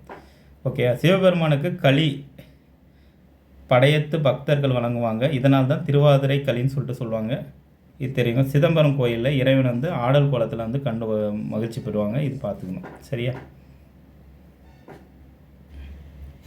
இதில் தான் நம்ம என்ன தெரிஞ்சுக்கணும்னா சிவபெருமானுக்கும் அந்த 5 சபை இருக்குது. 5 சபையில் ஒரு சபை எங்கே இருக்குன்னா நடராஜர் கோயில் சிதம்பரத்தில் இருக்குது. வெள்ளி சபை வந்து மதுரையில் இருக்குது, மீனாட்சி சுந்தரேஸ்வரர் கோயிலில். ரத்தின சபை வந்து பார்த்திங்கன்னா திருவலங்காடில் இருக்குது, வடராண்டியேஸ்வரர் கோயில்னு சொல்லுவாங்க. தாமிர சபை வந்து பார்த்திங்கன்னா திருநெல்வேலியிலும், சித்திர சபை வந்து குற்றாலத்தில் இருக்குது. இது அப்படியே கொஸ்டின் கேட்பாங்க, தமிழில் நிறைய கேட்டிருக்காங்க. இது வந்து பார்த்தோன்னா நம்ம யூனிட் 7ல் எதிர்பார்க்குற கொஸ்டின் ஏரியா பார்த்து வச்சுக்கோங்க. ஓகேவா. அடுத்து வந்து பார்த்திங்கன்னா வைணவ திருவிழா வந்து அறிமுகம். வைணவ திருவிழா பார்த்து விஷ்ணுவை திருமாலை முழுமுதற் கடவுளாக வணங்குவர் தான் அந்த வைணவர்கள். இவர்கள் வந்து திருமாலை வந்து வழிபடும் விழா வந்து வைகுண்ட ஏகாதசிலாம் இருக்குல்ல, வைகுண்ட ஏகாதசி, திருவோணம் இதெல்லாம் வந்து பார்த்திங்கன்னா கொண்டாடுவாங்க. இதை வைகுண்ட ஏகாதசி பொறுத்தவரையும் மார்கழி மாதம் வளர்ப்பிறையில் 11வது நாள் வந்து வைகுண்ட ஏகாதசி கொண்டாடுறாங்க. வைகுண்ட ஏகாதசி வந்து விரதம் இருப்பவர்களுக்கு வந்து பார்த்திங்கன்னா நம்பிக்கை என்னன்னு சொல்கிறாங்கன்னா ஆண்டு முழுவதும் ஏகாதசி விரதம் இருந்தால் பலன் கிடைக்கும்னு சொல்லிட்டு நம்பிக்கை. முக்கிய ஸ்தலமான திருவரங்கம் இருக்குல்ல, ஸ்ரீரங்கம், ரங்கநாதர் கோயில் வைகுண்ட ஏகாதசி விழா வந்து கொண்டாடுறாங்க சிறப்பாக. இது தெரிஞ்சுக்கணும். சரியா, இது தெரிஞ்சுக்கோங்க. அடுத்து பாருங்கள், திருவோணம் பொறுத்தவரையும் திருமாலனுடைய பிறந்த நாள்னா ஆவணி மாதம் முழு நாளில் பௌர்ணமி நாளில் வந்து கொண்டாடப்படுற ஒரு விழாவாக திருவோணம் இருக்குது. இது திருமாலுக்கு உகந்த நாளாக கருதப்படுகிறது. இதுதான் ஓணம் பண்டிகை பொறுத்தவரையும் இந்நாளில் மகாபுலி மன்னருக்கு பூமிக்கு வருவதாக கருதி மக்கள் வீட்டிலுடைய முற்றத்தில் பல வண்ணப்பூக்கள் கோலமிடுறாங்க. அவரை வந்து வரவேற்பதற்கு தான் அந்த அத்தப்பூ அப்படின்வாங்க. என்ன பூ? அத்தப்பூ. இல்லை கொஷின் ஏரியா புதுசாக இருக்குது. அது மகாபலி மன்னர் வருகை. சரிங்களா, அதுவும் தெரிஞ்சுக்கணும். சரியா, இதுக்கான சான்று என்ன, இலக்கிய சான்றுனா ஓணம் பண்டிகைன்னா மதுரை காஞ்சியிலும் தேவாரத்திலும் 4000 திவ்ய பிரபந்தத்திலும் இருக்கும். மதுரை காஞ்சி தேவாரத்தில் 4000 திவ்ய பிரபந்தத்தில் இதுக்கான சான்றுகள் இருக்குது. தீபாவளி பொறுத்தவரையும் ஐப்பசி மாதம் தேய்பிறை நாளில் அமாவாசைக்கு முதல் நாளில் கொண்டாடப்படும் பண்டிகையாக தீபாவளி இருக்குது. ஓகேவா, இந்த தீபாவளி என்ன தீபங்களின் வரிசைன்றது பொருளுங்க. இது என்ன கேட்கலாம். சரியா, இருளை நீக்கி ஒளியை கொடுக்கும் திருநாள் தான் தீபாவளி. வரலாற்று பின்னறியன்னா முற்காலத்தில் நரகாசுரன்ற தேவர்களை மக்களை கொடுமைப்படுத்தினான். திருமால் வந்து தனது சக்கராயுதத்தால் நரகாசுரனை வதம் செய்தார். தான் இறக்கும் தருவாயில் தனது நினைவு நாளை வந்து பார்த்தீங்கன்னா கொண்டாட நரகாசுரன் கேட்டுக்கொண்டார். அந்நாளை தீபாவளியாக கொண்டாடப்படுகிறதுன்னு சொல்லிட்டு ஸ்டோரி இருக்குது. வழிபாட்டு முறையின் நாளில் எண்ணெய் தேய்ச்சி குளிச்சுட்டு கங்கஸ்தானம் சொல்லுவாங்க. வீடு முழுவதும் விளக்கு பூஜை ஏற்று புத்தாடை அணிஞ்சு பட்டாசு வெடித்து இனிப்புகள் கொண்டாடுவாங்க. வட இந்தியாவில் தீபாவளி வந்து திருநாள் வந்து பார்த்திங்கன்னா கொண்டாடுறாங்க. இந்தியாவில் வந்து இது தீபாவளி திருநாளாக தான் கொண்டாடுறாங்க, தெரிஞ்சுக்கணும். ஓகேவா, நவராத்திரி பொறுத்தவரையும் வீரம் செல்வம் கல்வி ஆகிய தரும் முப்பெரும் தேவியான மலைமகள் யாருங்க? துர்க்கை. அலைமகள் யார்? லட்சுமி. கலைமகள் யார்? சரஸ்வதி. இது அப்படியே கேட்பாங்க, மலைமகள், கலைமகள், அலைமகள். சரியா, ஓகேவா, மலைமகள் துர்க்கை, அலைமகள் லட்சுமி, கலைமகள் வந்து சரஸ்வதி. அவங்கள வந்து பார்த்தீங்கன்னா போற்றி வணங்க ஒரு விழா பார்க்கப்படுகிறது. நவராத்திரி என்பதற்கு 9 இரவுகள் சொல்லுவாங்க. ஓகேவா, நவராத்திரி காலம் வந்து புரட்டாசி மாதத்தில் அமாவாசைக்கு பின்னாடி வந்து 9 நாட்கள் கொண்டாடப்படுகிறது. ஆயுத பூஜை 9ஆவது நாள். சரியா, இது வந்து பார்த்தீங்கன்னா ஆயுத பூஜை 9ஆவது நாள் நடக்கும் வழிபாடு வந்து கலைமகளான சரஸ்வதி பூஜைன்னு சொல்கிறாங்க. அன்ற புத்தகங்களும் இசைக்கருவிகளும் பல தொழில் சார்ந்த கருவிகளும் வைத்து செய்யும் தொழிலே தெய்வம் சொல்கிற கருத்தில் தனது தொழிலை வந்து போட்டுருவாங்க. விஜயதசமி வந்து 10ஆவது நாள், ஆயுத பூஜை 9ஆவது நாள். இது தெரிஞ்சுங்க. இது 10, விஜயதசமி 10, ஆயுத பூஜை 9. ஓகேவா, இந்த 10ஆவது நாள் விஜயதசமி அன்றைக்கு வந்து பார்த்தோன்னா வெற்றியை தருகின்ற நாள்னு சொல்லலாம். அன்று குழந்தைகளும் கல்வியை தொடங்கினால் வித்யாகாரம் வந்து பார்த்து என்ன பண்ணுவாங்க, அதாவது எழுதுவாங்கள்ல அப்படின்னு சொல்லி கொடுப்பாங்கள்ல, அந்த நாள் தான் சொல்கிறாங்க வெற்றியை தருகின்ற நாளாக பார்க்குறோம். அப்புறம் அம்மன் திருவிழா பொறுத்தவரையும் அம்மன் வழிபாடு ஊர்தோறும் நடைபெறும் ஒரு முக்கிய விழாவாக படுகிறது. மலை தொடர்பு. மாரி என்றால் மலை என்பது பொருள். மாரின்னா மலை என்பது பொருள். சரியா, சரிப்பா, இவ்வளோ திருவிழா சொல்கிறீங்கள, அம்மன் திருவிழா இதெல்லாம் வந்து பார்த்தீங்கன்னா ஆராய்ச்சி இருக்குன்னா இருக்குது கவர்மெண்ட்டில். நீங்கள் வேலைக்கு போனீங்கன்னா ஓகேவா, 12 இயல் இருக்குது. ஒரு மாதத்துக்கு 2.5 இயல்னு நினைக்கிறேன். சரியா, அது தெரில. சிஎல் 12 இருக்குது. சரிங்களா, அதுக்கடுத்து வந்து பார்த்தீங்கன்னா ஆர்ஹெச்ன்னு சொல்லுவாங்க, ரெஸ்ட்ரிக்ஷன் ஹாலிடேன்னு சொல்லிட்டு, அதாவது மத விழாக்களில் ஒரு 3 விழாக்களுக்குன்னு இங்கே லீவ் எடுத்துக்கலாம். சரியா, இப்போது ஆடி 3ன்றது நீங்கள் வந்து மத விழாவாக நீங்கள் கன்சிடர் பண்ணி லீவ் எடுத்துக்கலாம். அது அதில் இருக்கணும். சரியா, ரெஸ்ட்ரிக்ஷன் ஹாலிடேலாம் இருந்துச்சுன்னா அந்த லிஸ்ட்டில் நீங்கள் எடுத்துக்கலாம். ஓகேவா, நீங்கள் கவர்மெண்ட்டு ஸ்டாஃப் ஆனீங்கன்னா இதெல்லாம் தெரியும் உங்களுக்கு. இஎலை பொறுத்தவரை ஒரு 2 வருஷத்துக்கு வந்து ப்ரொவிஷன் டிக்ளேர் ஆகலைன்னா உங்களுக்கு வந்து அந்த 2 நாள் வராது மாதத்துக்கு. சரியா, மாதத்துக்கு 1.25 நாள் வரும், அதில் பாதி நாள் தான் வரும். ஓகேவா, நெக்ஸ்ட் பார்க்கலாமா. அம்மன் திருவிழா பொறுத்தவரையும் மாறிய நாள் மழை சொன்னால கோடை காலத்தில் வெப்பத்தின் காரணமாக மக்கள் வந்து அம்மை நோய் பாதிக்குது. அந்த அம்மையை வராமல் தடுக்கத்தான் மாரியம்மனுக்கு விழா எடுக்கிறாங்கன்னு சொல்கிறாங்க. ஓகேவா, எதுக்காக விழா எடுக்கிறாங்க? அந்த அம்மை நோய் அதுக்காக விழா எடுக்கிறாங்க. சரியா? ஓகேவா? தலைவிருச்சிகம், பல நோய்கள் வராமல் இருக்க வேப்பந்தலை வந்து அம்மனுக்கு தலைவிருச்சிகம் புனித மரமாக இருக்குது. இந்த விழாவில் காப்பு கட்டுவாங்க. 7வது நாளில் வந்து 15ஆம் நாள் வரையும் நடைபெறும். ஒரு 7லேருந்து 15 நாளுக்குள்ளே நடக்கும். சரியா? முக்கிய ஸ்தலம் பார்த்தோன்னா ஈரோடு மாவட்டத்தில் உள்ள பண்ணாரி அம்மன் கோயில்னு சொல்லுவாங்க. தீமிதி விழா நடக்குது. சரியா? ஈரோடு மாவட்டத்தில் பண்ணாரி அம்மன் கோயிலில் தீமிதி விழா ஒரு சிறப்பான அம்மன் விழாவை கொண்டாடப்படுறாங்க. சான்றாக பார்க்கலாம். ஓகேங்களா? அடுத்து ஆடிப்பூரம். ஆடிப்பூரம் பொறுத்தவரையும் அம்மனுக்கு உகந்த திருநாட்களில் ஆடி மாதம் பூர நட்சத்திரத்தில் கொண்டாடும் ஒரு ஆடிப்பூரமாக பார்க்கப்படுகிறது. சிவத்தலம். அந்த சிவத்தலம் பொறுத்தவரையும் அம்மனுக்கு ஸ்ரீவில்லிபுத்தூர் ஆண்டாளுக்கு அந்த விழா வந்து பார்த்தீங்கன்னா சிறப்பாக கொண்டாடுறாங்க. ஸ்ரீவில்லிபுத்தூரில் ஆண்டாளில் இவ்விழா ஆடிப்பூரம் சிறப்பாக கொண்டாடுறாங்க. அந்நாளில் அம்மனுக்கு வந்து வளைகாப்பு நடத்துவது போல் பல வகையான வளையல்களை வந்து அலங்காரம் செய்து ஆடிக்கூழ் வந்து பார்த்திங்கன்னா மக்கள் வந்து வழிபடுவாங்க. இது தெரிஞ்சுக்கணும். அடுத்து நாட்டார் திருவிழா. நாட்டார் திருவிழானா ஃபோக் ஃபெஸ்டிவல்னு சொல்லுவாங்க, இங்கிலீஷில் சொல்லுவாங்க. நாட்டார் தெய்வங்கள் கிராம மக்கள் வணங்கப்படுவது. இது வந்து சிறு தெய்வங்கள், கிராம தெய்வங்கள்னு சொல்லுவாங்க. இந்த நாட்டார் தெய்வத்தை வழிபாடு வந்து கிராம மக்களுடைய பண்பாடோட பழக்க வழக்கங்களோடு ஒன்றிணைந்து உள்ளது. இது மக்கள் தெய்வமாக முன்னோர்கள் வந்து கருதுகிறாங்க.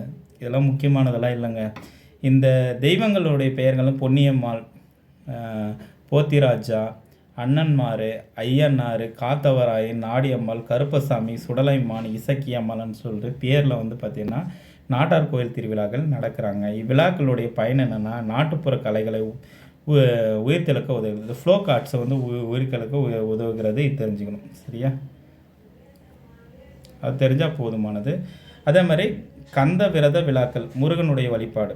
தமிழ் கடவுளான முருகனை வந்து வழிபடுறது அந்த கந்த விரத விழான்னு சொல்கிறாங்க. ஐப்பசி மாதம் கந்த சஷ்டி வளர்பிறையின் 6ஆம் நாள் வந்து கந்த சஷ்டி வந்து பார்த்திங்கன்னா எடுப்பாங்க.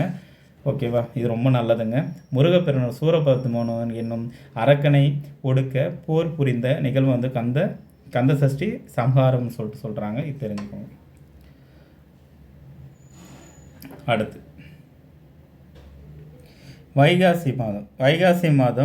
வைகாசி மாதம் முழு நிலவு நாளில் வைகாசி விசாகம் கொண்டாடப்படுகிறது. இது அனைத்து முருகன் ஆலயங்களில் நடைபெற ஒரு முக்கிய விழாவாக பார்க்கப்படுகிறது. பங்குனி உத்திரம் வந்து பார்த்தோன்னா பங்குனி மாதம் முழு நிலாவில் கொண்டாடப்படுற ஒரு இது முருகனுடைய திருமண நாளாக கருதப்படுகிறது. பங்குனி உத்திரம். ஆடி கிருத்திகை வந்து பார்த்தோன்னா ஆடி மாதம் கிருத்திகை நட்சத்திரத்தில் முருகன் நாளாக கருதி வழிபடுவாங்க. 6 படைகளில் ஒன்றான திருத்தணியில் ஆடி கிருத்திகை மிக சிறப்பாக இருக்கும். திருத்தணி தாங்க சிறப்பு. ஆடி கிருத்திகை காவடியெல்லாம் எடுத்துகிட்டு போவாங்கள்ல, அப்போது அவங்களுடைய 6 படை வீடுகளை வந்து சொல்லணும். திருப்பரங்குன்றம், திருச்சிரவாய், திருயாவின்குடி பழனி, திருவோரகம் சுவாமிமலை, திருத்தணி திருக்குன்றோடன்னு சொல்லுவாங்க, பழமுதிர்ச்சோலை. இதெல்லாம் வந்து பார்த்தீங்கன்னா 6 படை வீடுகளாக பார்க்கப்படுகிறது. தெரிஞ்சுக்கணும், முக்கியமான ஏரியா தான். அதே மாதிரி கோயில் சார்ந்த விழாக்கள் பார்த்தா தேர் திருவிழாக்கள், அதாவது தெய்வங்கள் தேரில் வந்து அமர வைத்து ஊர்வலமாக அழைத்து வருவதே தேர் திருவிழாவாகும். நடைமுறை அதாவது 10 நாட்கள் நடைபெற இந்த திருவிழா இறுதி நாள் வந்து மஞ்சள் நீராட்டு விழா வந்து தேரோட்டம் வந்து நடைபெறும். அமைப்பு முதன்மை தெய்வமான பெரிய தேரும் பிற தெய்வங்களுக்கு சிறிய தேரும் வச்சுருப்பாங்க. வடம் பிடிக்குதல், தேர் வந்து வடம் பிடித்து போட்டு கயிறு போட்டு இழுப்பாங்க, அந்த வடம் பிடித்தல். சமூக நோக்கம் கோயில் சென்று இறைவனை வழிபட முடியாத பெரியவர்களும் மாற்றுத்திறனாளிகளும் அவங்களுக்கு வீதிகளே கடவுள் வருதில்லை, அது உலா வருவதால் அவங்க பார்க்கலாம் அப்படின்னு சொல்கிறாங்க. சிறப்பு பெயர் வந்து ராமாயண மகாபாரதத்தில் சமுதாய நிகழ்வுகள் சிறப்புகள் செதுக்கப்படும் இந்த தேர் அழகுப்படுத்துவது. தேர் என்பது நடமாடும் கலைக்களஞ்சியம்னு சொல்கிறாங்க. இது ஒன்று நோட் படிக்கோங்க. நடமாடும் கலைக்களஞ்சியம்னு சொல்லிட்டு தேர் வந்து சொல்கிறாங்க. இங்கே இருக்கு.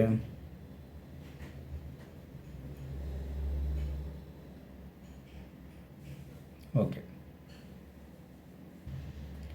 நடமாடும் கலை கருவூலமாக இருக்குது.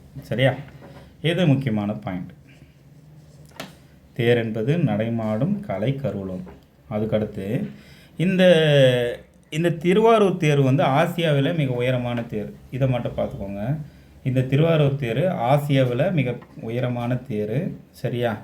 இது வந்து சிறப்பு என்னென்னா திருவாரூர் தியாகராச பெருமான் கோயிலில் கொண்டுள்ளார். சரிங்களா? சிறப்பு என்ன, கோயிலில் தேர் ஆசியாவில் மிக உயரமான தேர். இத்தேர் வந்து 96 அடி உயரமும் 360 அடி எடையும் கொண்ட 4 நிலை கொண்டதாக இருக்குது. ஒவ்வொரு ஆண்டும் சித்திரை மாதத்தில் கோயிலில் திருவிழா நடக்கப்படுகிறது. இது தெரிஞ்சிங்கன்னா போதுமானது. ஓகேவா? அடுத்து இதில் வேளாங்கண்ணி திருவிழா. வேளாங்கண்ணி திருவிழாவை பொறுத்தவரையும் இந்த கீழை நாடுகளில் லூர்து நகரில், இது முக்கியமானதுங்க, கீழை நாடுகளில் லூர்து நகரில் என்று அழைக்கப்படுற வேளாங்கண்ணி, இது சமூக ஒற்றுமைக்காக வேளாங்கண்ணி மாதா இந்த தேர் திருவிழா அனைத்து சமய மக்களும் கலந்துக்கிற ஒரு பொது விழா தாங்க. இதில் வந்து பார்த்தீங்கன்னா அனைத்து தரப்பட்ட மக்களும் சமூக ஒற்றுமைக்காக ஒன்று சேர்ந்து திருவிழா நடத்துகிறாங்க. இது தெரிஞ்சுக்கணும். வேளாங்கண்ணி தேர் திருவிழா இது முக்கியம். ஓகேவா? அடுத்து வந்து தேர் திருவிழாவில் முக்கிய நடைபெறும் இடங்கள் சைவ வைணவம். ஏதாவது தமிழகத்தில் திருவாரூர், பழனி, அவிநாசி, ஸ்ரீவில்லிபுத்தூர், அப்புறம் சிதம்பரம், கும்பகோணம், மதுரை, திருவல்லிக்கேணி, திருவரங்கம், திருவண்ணாமலை, திருநெல்வேலி என்ற இடங்களில் நடைபெறும் தேர் திருவிழாக்கள் மிக சிறப்பு வாய்ந்தது அப்படின்றாங்க. இதெல்லாம் படிக்க வேணாம், சும்மா வாசிச்சு விடுங்க, முக்கியமானதெல்லாம் இல்லை. கிறித்துவ திருவிழாக்கள் பொறுத்தவரையும் கிறிஸ்மஸ் நடத்துதாங்களா. கிறித்துவ திருவிழாக்கள் பொறுத்தவரையும் மக்கள் நலனுக்காக தன்னை அர்ப்பணித்து கொண்ட இறை தூதராகிய இயேசு பெருமானுடைய பிறந்த நாள் தான் கிறிஸ்மஸ்ஸு. 2000 ஆண்டுகளுக்கு முன்னே இஸ்ரேல் நாட்டில் பெத்லகேம் இடத்துல மாட்டுத் தொழுவத்தில் இயேசு பிறந்தார். இவங்களுடைய காலம் வந்து டிசம்பர் 25ன்னு சொல்கிறாங்க. இது டிசம்பர் 25 அன்னைக்கு தான் கிறிஸ்மஸ்ஸு, அவர் வந்து பிறந்த தினம். ஓகேவா? மக்கள் வந்து தேவாலயங்களில் சர்ச்சுகளில் சென்று வழிபடுவாங்க. வீடு தரவோடும் அந்த ஸ்ட்ரீட் லைட்டுன்னு சொல்லுவாங்க, ஸ்டார் லைட்டுன்னு சொல்லுவாங்க, நட்சத்திரம் விளக்குகளை வந்து அமைத்து புத்தாடைகளையும் வந்து அணிந்து இனிப்புகளையும் வழங்குவாங்கன்னு சொல்கிறாங்க. அடுத்து வந்து பார்த்தீங்கன்னா புனித வெள்ளி. புனித வெள்ளி பொறுத்தவரையும் இயேசு பெருமானை சிலுவையில் அறைந்து செய்து சவுக்கடியால் அடித்து கடைசியாக அந்த சிலுவையில் அவரை அறைந்து கொடுமைப்படுத்துகிறாங்க. இது வந்து பார்த்தோன்னா இதனுடைய பொருள் என்னென்னா, இயேசு பெருமான் அடைந்த துன்பங்கள், சிலுவையில் அறையப்படும் உயிர் துறந்தமைக்கு நினைவு கூறும் நிகழ்வு தான் வந்து பார்த்தோன்னா குட் ஃப்ரைடே. அது நினைவு கூறு தினமாக பார்க்கப்படுகிறது. வேறு பெயர்கள் இது பெரிய வெள்ளி, ஆண்டவருடைய திருப்பாவைகளுடைய வெள்ளி என்று அழைக்கப்படுறாங்க. கிறிஸ்தவனுடைய நினைவு நாளாக கருதப்படுகிறாங்க. இது ரொம்ப முக்கியங்க. புனித வெள்ளி இதுதான். சரிங்களா? அதுக்கடுத்து புனித ஞாயிறு. இயேசு பெருமான் இறப்பதற்கு முன்னே நான் மீண்டும் உயிர் பெற்று வருவேன் என்று தன் சீடர்கள் சொல்லியிருக்காரு. அது பொருள் என்னென்னா, சிலுவையில் அறையப்பட்ட இயேசு பிரான் 3ஆம் நாள் வந்து உயிர் பெற்று மக்கள் ஆசியுடன் சீடர்களுக்கு அறிவுரை வழங்கி மறைந்தார்னு சொல்கிறாங்க. அவர் பெயர் வந்து உயிர் தெழுந்த அந்த 3ஆவது நாளுங்க புனித ஞாயிறுன்னு பார்க்குறோம். சரியா? இது முக்கியமானது. புனித வெள்ளி, புனித ஞாயிறு, கிறிஸ்மஸ், 3த்துக்கு மீனிங் பார்த்தாச்சா? அடுத்து இஸ்லாமியருடைய திருவிழாக்கள். மொஹரம் பண்டிகை. மொஹரம் பண்டிகை வந்து நாள்காட்டி முறை. இஸ்லாமிய நாட்காட்டி என்பது சந்திர நாட்காட்டி, லூனார் காலண்டர்னு சொல்லுவாங்க. அப்போது மொஹரம் என்ற மாதம் இஸ்லாமிய நாட்காட்டியினுடைய முதல் மாதமாக இருக்குது. மொஹரம்ன்றது ஃபஸ்ட்டு மாதமாக இஸ்லாமியர் நாட்காட்டியில் இருக்குது. அவர்களுடைய புத்தாண்டு அதுதான். மொஹரம் தான் அவங்களுடைய புத்தாண்டு பண்டிகை. ஓகேங்களா? அவங்களுடைய நியூ இயர் இது மொஹரம். அது தெரிஞ்சிங்கன்னா போதும். இம்மாதத்தில் சண்டைகள், புனித போர்கள் தவிர்க்கப்பட வேண்டும் என்பது திருக்குரான் கூறுகிறது. இப்பண்டிகை வந்து தியாக திருநாளாக கொண்டாடப்படுகிறது. தெரிஞ்சுக்கணும் மொஹரம். அடுத்து ரமலான் ரம்ஜான் சொல்லுவாங்க. ரமலான் தான் ஈகை திருநாள், ஈத் பெருநாள்னு சொல்லிட்டு ஈத்துன்னு சொல்லுவாங்க. ஈத் என்னன்னா அரபு சொல்ல வந்து தடுத்து விடுவது அப்படின்னு சொல்லுவாங்க. சரிங்களா? ஈத் என்பது அரபு சொல்லு தடுத்து விடுவது என்பது பொருள். இந்நோன்பு தங்களது தீமைகள் இருந்து தடுத்து காப்பதற்காக இஸ்லாமியர் கருதுகிறாங்க. நோன்பு வைகறை காலையில் அதிகாலை தொடக்கத்திலேருந்து மாலை மறையும் வரை அல்லாவை வந்து உண்ணா நோன்பு மேற்கொள்வாங்க. சரிங்களா? அதுதான் ரமலான் பண்டிகை. உண்ணா நோன்புடைய முப்பிரிவுகள், அதாவது 30 நாட்கள் நடக்கும். முப்பிரிவுகள்னா ஃபஸ்ட்டு 10 நாளில் இறையருள் கிடைக்கணும் அப்படின்றதுக்காக கொண்டாடும். ஃபஸ்ட்டு 10 நாள்லேயும் அடுத்து வந்து பார்த்தீங்கன்னா 2வது 10 நாளில் இறைவனுடைய மன்னிப்பு கேட்கும் காலமாகவும், 3வது 10 நாள் வந்து நகரத்திலிருந்து விடுதலை பெற்ற காலமாக சொல்லிட்டு பிரித்து பார்ப்பாங்க. இந்த 30 நாட்கள் பின் இறுதி நாள் தான் வந்து பார்த்தீங்கன்னா 30 நாட்களினுடைய நோம்பினுடைய இறுதி நாளே ரமலான் விழா வந்து கொண்டாடுறாங்க. தெரிஞ்சுக்கணும். அப்புறம் பக்ரீத் வந்து தியாக திருநாள்னு சொல்கிறாங்க. தியாக திருநாள்னால் இப்பண்டிகை இஸ்லாமியர்களுடைய 12வது மாதம் துல்ஹஜ் என்ற மாதத்தில் வருகிறது. ஹஜ் பயணம். இஸ்லாமியர் தனது வாழ்நாளில் ஒரு முறையாவது மெக்காவிற்கு சென்று ஹஜ் பயணம் மேற்கொள்வாங்க. புனித பயணம் சொல்லுவாங்க. அந்த நம்பிக்கை வந்து பார்த்தீங்கன்னா பயணத்தால் தாயின் வயிற்றிலிருந்து பிறந்து பாலகர் போன்றும் புனிதமாகவும் தீமை நீங்கியவராகவும் திரும்பி விடுவதாக அவர்கள் கருதுகிறாங்க. சரிங்களா?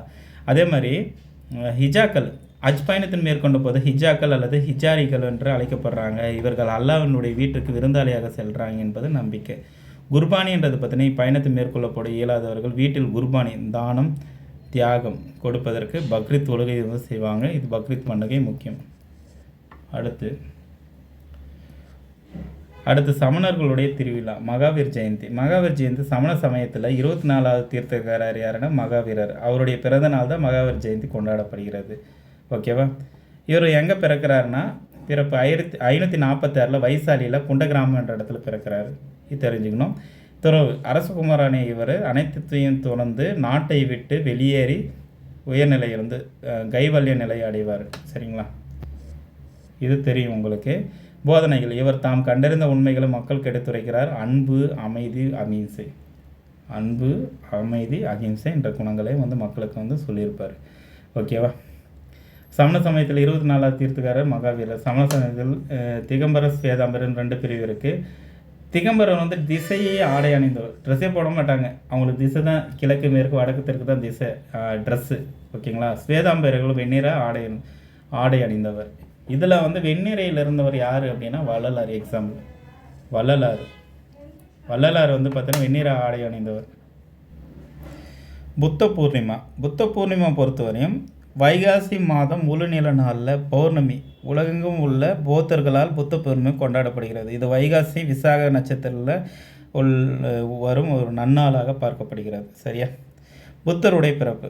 அவர் நேபாளத்தில் கபிலவஸ்து லும்பினி என்ற கிராமத்தில் அரசு குடும்பத்தில் பிறந்தார் அப்படின்றாங்க. மனைவி மகள் அரசாட்சியை துறக்கிறாரு. முக்கிய நிகழ்வுகள் புத்தருடைய வாழ்வில் முக்கிய பெருநிகழ்வுகள் பெருந்துறவு நிர்வாண நிலை அடைந்து முதல் போனையை நிகழ்த்தியது பரிநிர்வாண நிலை அடைந்தது அப்படின்ற அனைத்து நிகழ்வுகளும் ஒரு முழு நிலவு நாளில் நடந்தது. ஒரு முழு நிலவு நாள்னால் ஒரே நிலவு போயிட்டு ஒரு மாதத்தில். சரியா? வழிபாட்டு முறையை பொறுத்த வரையும் 15 நாள்னு நினைக்கிறேன். 15 நாள் வழிபாட்டு முறை பார்த்தோன்னா பௌத்தர்கள் வந்து பார்த்தோன்னா வெண்ணிறை ஆடைகள் அணிந்து அந்த விகாரங்கள்னு சொல்லுவாங்க. அதில் வந்து மலர்களை தூவி வழிபடுறாங்க. கொண்டாடப்படும் இடங்கள்லாம் இந்தியாவில் பீகாரில் வந்து புத்த கயான்னு சொல்லியிருக்கும். பீகாரில் புத்த கயா சும்மா தெரிஞ்சுக்கோங்க. இது புத்த பூர்ணிமா வந்து பார்த்திங்கன்னா பெருசாக கேட்க மாட்டாங்க. பீகாரில் தான் அந்த புத்தகையா, உத்தரப்பிரதேசில் சாரநாத் அந்த இடத்துல வந்து கொண்டாடப்படுகிறது. மேலும் நேபாளம், இலங்கை, தாய்லாந்து நாடுகளில் கொண்டாடப்படுகிறது புத்த பூர்ணிமா. தெரிஞ்சுக்கோங்க. இலக்கிய சான்றுகள்னால் மணிமேகலை காப்பியத்தில் நம்மளுக்கு இடம்பெற்றிருக்கு புத்தருடைய இந்த செய்தி. சரிங்களா? இந்த காப்பியத்தில் திலகவதி அம்மையார் மணிமேகலையுடைய அவளுக்கு அவளுடைய வாழ்க்கையை கூறி, ஓகேவா, ஆபத்தினருடைய அமுத சுரப்பினை பற்றியும் எடுத்துரைக்கிறான். அந்த அமுத சுரப்பி தான் புத்த பூர்ணிமா என்று மணிமேகலை வந்து சேரும் அப்படின்னு. அந்த புத்த பூர்ணிமா நாள் வந்து அவங்களுக்கு மணிமேகலை உங்களுக்கு வந்து அந்த அமுத சுரப்பி வரும் அப்படின்றத சொல்லியிருப்பாங்க. இது தெரிஞ்சுக்கணும். ஓகேவா? அமுத சுரப்பி வந்து சொன்னது இது முக்கியம். திலகவதி ஆல்ரெடி நீங்கள் தமிழில் படிச்சிருப்பீங்கப்பா, பார்த்து வச்சுக்கோங்க, முக்கியமானது. அடுத்து வந்து குருநானக் ஜெயந்தி பொறுத்தவரையும் அறிமுகம் எப்படின்னா குருநானக்குடைய பிறந்த நாள். சீக்கியர்கள் குருநானக் ஜெயந்தியாக கொண்டாடப்படுகிறது. குருநானக் வந்து லாகூரில் தாழ்வண்டி இடத்துல வந்து பிறக்கிறாரு. சரியா? இளம் வயதில் இறை அனுபவங்களை திளைத்த இவர் தனது 30வது வயதுலையா 30வது வயதில் ஞானம் பெறாரு. சரியா? போதனைகள் பொறுத்தவரையும் ஆன்மீக கருத்துக்களை மக்களிடம் பரப்புனாங்க. மத ஒற்றுமையை மகத்தான சேவை செய்கிறாரு. இவர் அன்பு நெறி வந்து வலியுறுத்தியவர். புனித நூல்ன்றது ஆதி கிரந்தம். இந்த நூல் தான் வந்து இது முக்கியங்க, பார்த்து வச்சுக்கோங்க. சீக்கியர்களுடைய புனித நூல் கேட்பாங்க. ஆதி கிரந்தம் முக்கியமானது. குருநானக் ஜெயந்தி 2 நாட்களுக்கு முன்பே குருத்வாரில் தொடர்ந்து 48 மணி நேரமும் புனித நூலான ஆதி கிரந்தம் வாசிப்பாங்க. அது தெரிஞ்சுக்கோங்க. குருநானக் பிறந்த நாளன்று அதிகாலை 4 மணி முதலே பக்தி பாடல்களும் புனித உரைகளும் வாசிக்கப்பட்டு விழா கொண்டாடப்படுவாங்க. அந்நாளில் நாள் முழுவதும் குருத்வார்கள் மக்களுக்கு அறுசுவை உணவு சரிங்களா வழங்கப்படும் சொல்கிறாங்க. இது தெரிஞ்சுக்கோங்க. அடுத்து பாருங்கள், குருநானக் ஜெயந்தி அமிர்தசரஸ் உள்ள பொற்கோயிலில் சீக்கியர்கள் புனித தலமாக இருக்குது. இங்கே வந்து பஞ்சாப், ஹரியானா அந்த மாநிலங்களில் சிறப்பாணி வகுப்பு பாடல்கள் நிகழ்ச்சிகள் நடைபெறும். இறை வழிபாட்டில் கலந்துக்கின்ற அனைத்து சீக்கியர்களும் தனது வழக்கப்படி இந்த தாய்ப்பாகை, வாள், புத்தாடை இதெல்லாம் அணிவாங்க. பின்னர் ஊர்வலமாக சென்று நீண்ட பட்டை வாள்களை வைத்து கொண்டாடுவாங்க. சரிங்களா? தெரிஞ்சுக்கோங்க. இதோட முடியுதுங்க இந்த ஏரியா. சரியா?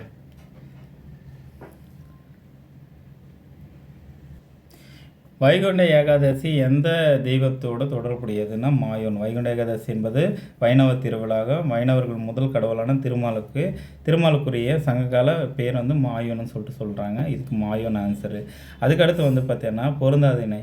தேர் திருவிழா வந்து பார்த்தீங்கன்னா எங்கே நடக்கும்? அதாவது மகா கும்பகோண ஆடிப்பெருக்கு காவிரி வந்து திருச்சி போன்ற இடங்களில் வைகுண்ட ஏகாதசியும் திருமரங்களில் சிறப்பாக கொண்டாடப்படுகிறது. சரியா? இது ஓகே. இந்த இந்திரன் பூம்புகார் நகரம் இந்திர விழாவோட தொடர்புடையது. தேர் திருவிழா வந்து தொடர்பு இல்லை அப்படின்னு சொல்கிறாங்க. இது தெரிஞ்சுக்கணும்.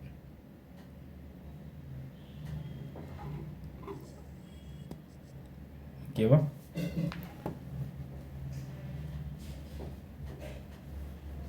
அது இந்திர விழாவோட தொடர்பு, தேர் திருவிழாவோட தொடர்பு இல்லை. அடுத்து பாருங்கள், சரியாக பொருத்தப்பட்டுள்ள விடையை வந்து கேட்டிருக்காங்க. நடுக்கல் வழிபாடு வீரமரணம் அடைந்தவங்களுக்கு நடுக்கல் வழிபாடு. சரியா? இது வந்து பார்த்தீங்கன்னா இது முக்கியமானது. ஓகேவா? வீரர் வழிபாடு. சூரசம்காரம் அப்படின்றது பார்த்தீங்கன்னா சூரசம்காரன்றது முருகனுக்காக வந்து வழிபடுறது. திருவோணம்ன்றது பார்த்தீங்கன்னா கேரளாவில் வந்து கொண்டாடுற சித்தார்த்தர். அது சித்தார்த்தர் வந்து நேபாளத்தில் வந்து புத்தருடைய இயற்பெயர் தானே சித்தார்த்தர். அவர் நேபாளத்தில் லும்பினியில் பிறந்தாலும் தெரியல. திருவோணம் வந்து கேரளாவில் கொண்டாடுறாங்க. மகாபலி மன்னனை வரவேற்கும் ஒரு ஓணம் பண்டிகை தான் திருவோணம். திருவோணம்ன்றது ஓணம் தான். அது மன்னன் யாருன்னா மகாபலி மன்னன். அதை நம்ம பார்த்து வச்சுக்கோங்க. முப்பெரும் தேவியரை போற்று வணங்கும் விழா என்னங்க? நவராத்திரி. சரியா? நவராத்திரி அன்னைக்கு வந்து வீரம் செல்வம் கல்வி தரும் தேவியர்களை வணங்கும் 9 இரவு அந்த விழா கொண்டாடுவாங்க. துல்சத் என்ற இஸ்லாமிய மதத்தில் கொண்டாடப்படும் பண்டிகை வந்து பக்ரீத் பண்டிகை. பக்ரீத் பண்டிகை வந்து பார்த்தீங்கன்னா இஸ்லாமிய நாட்கட்டினுடைய 12வது மாதமான துல்கித் தியாக திருநாளாக கொண்டாடப்படும். அதை பற்றி நம்ம டிஸ்கஸ் பண்ணியிருக்கோம். அதே மாதிரி இயேசுடைய கிறித்துவ உயிர்த்தெழுப்பு. இது வந்து புனித ஞாயிறு. சரிங்களா? சிலுவையில் அறையப்பட்ட இயேசு பிரான் 3வது நாள் உயிர் தெழுந்தார்ன்றது நான் அப்போ சொன்னேன். அதுதான் அது. அதே மாதிரி ஏழாவது கொஸ்டின் பாருங்கள். முல்லை நிலம் வந்து பார்த்தீங்கன்னா இந்திரனுக்கும், சரிங்களா, மருத நிலம் இந்திரனுக்கும், முல்லை நிலம் வந்து பார்த்தீங்கன்னா மாயோனுக்கும், பாலை நிலம் வந்து கொற்றவைக்கும். சரியா? கொற்றவைக்கும். அடுத்து நெய்தல் வந்து வருணனுக்கு. சரியா? பார்த்து வச்சுக்கோங்க. அடுத்து வந்து பார்த்தீங்கன்னா பொருந்தாது இணை கேட்டிருக்காங்க. விடை வந்து பார்த்தீங்கன்னா இந்த ஆதிக்கிரந்தம். சரியா? இந்த சிவராத்திரி இதெல்லாம் கரெக்டு தான். இந்த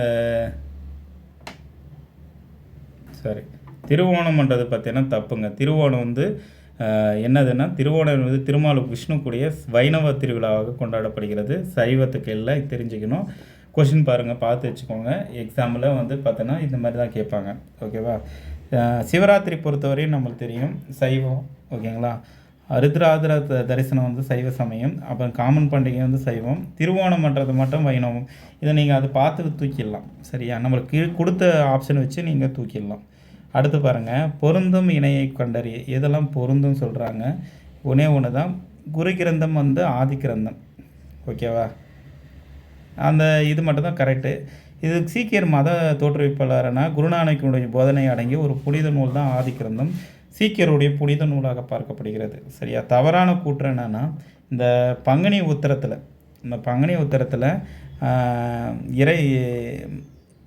இந்திரனுக்கு உகந்த நாள்னு சொல்லியிருக்காங்க. இது இந்திரன் இல்லைங்க, பங்குனி உத்திரம் முருகப்பெருமானுக்கு உகந்த நாள். சரியா? ஏன்னா பங்குனி உத்திரம் முருகனை பற்றி எல்லாத்தையும் சொல்லிவிட்டு இது மட்டும் தவறாக கொடுத்துருக்காங்க. பார்த்து வச்சுக்கோங்க. ஓகேவா? தமிழ்நாட்டில் வணங்க காவல் தெய்வங்கள் எல்லாம் நம்ம பார்த்துருக்கோம். பொன்னியம்மன், ஐயனார், கருப்புசாமி, சுடலைமான், அப்புறம் காத்தவராயின்னு பார்த்துருக்கோம். அத்திப்பூன்றது பார்த்தீங்கன்னா என்னங்க, ஓணம் பண்டிகையின் போது மகாபலி மன்னரை வரவேற்கும் விதமாக மக்கள் தங்களுடைய வீட்டு முன்னாடி வண்ணமாக பூ போட்டாங்க. அது கோலத்துக்கு தான் அத்திப்பூன்னு சொல்லிட்டு சொன்னேன்னா டிஸ்கஸ் பண்ணது தான் வந்திருக்கு. சரிங்களா? சரி, ஓகே. இதோட முடியுது. ஓகேவா? இதோட முடியுது. உங்களுக்கு வந்து பார்த்தீங்கன்னா ஒன்லைனர் இதுலேருந்து ஒன்லைனர் ஃபுல்லாக வந்து எடுத்திருக்கேன். ஒரு கிட்டத்தட்ட 95 இருக்குப்பா. வேணும்னீங்கன்னா நான் பார்ட் 2 வந்து போடுவேன். இல்லைனா நான் இதோட ஃபைண்ட் அப் பண்ணிக்கிறேன். தொடர்ந்து படிங்க. சரிங்களா? தொடர்ந்து படிச்சுக்கோங்க. கிடைக்கிற டைம் யூஸ் பண்ணிக்கோங்க. கிடைக்கிற டேட்டா வந்து பயன்படுத்திக்கோங்க. அடுத்த ஒரு வீடியோவில் பார்க்கலாம். நன்றி. வீடியோ பிடிச்சிருந்தால் லைக் பண்ணுங்கள், சப்ஸ்கிரைப் பண்ணுங்கள், ஷேர் பண்ணுங்கள். தேங்க்யூ.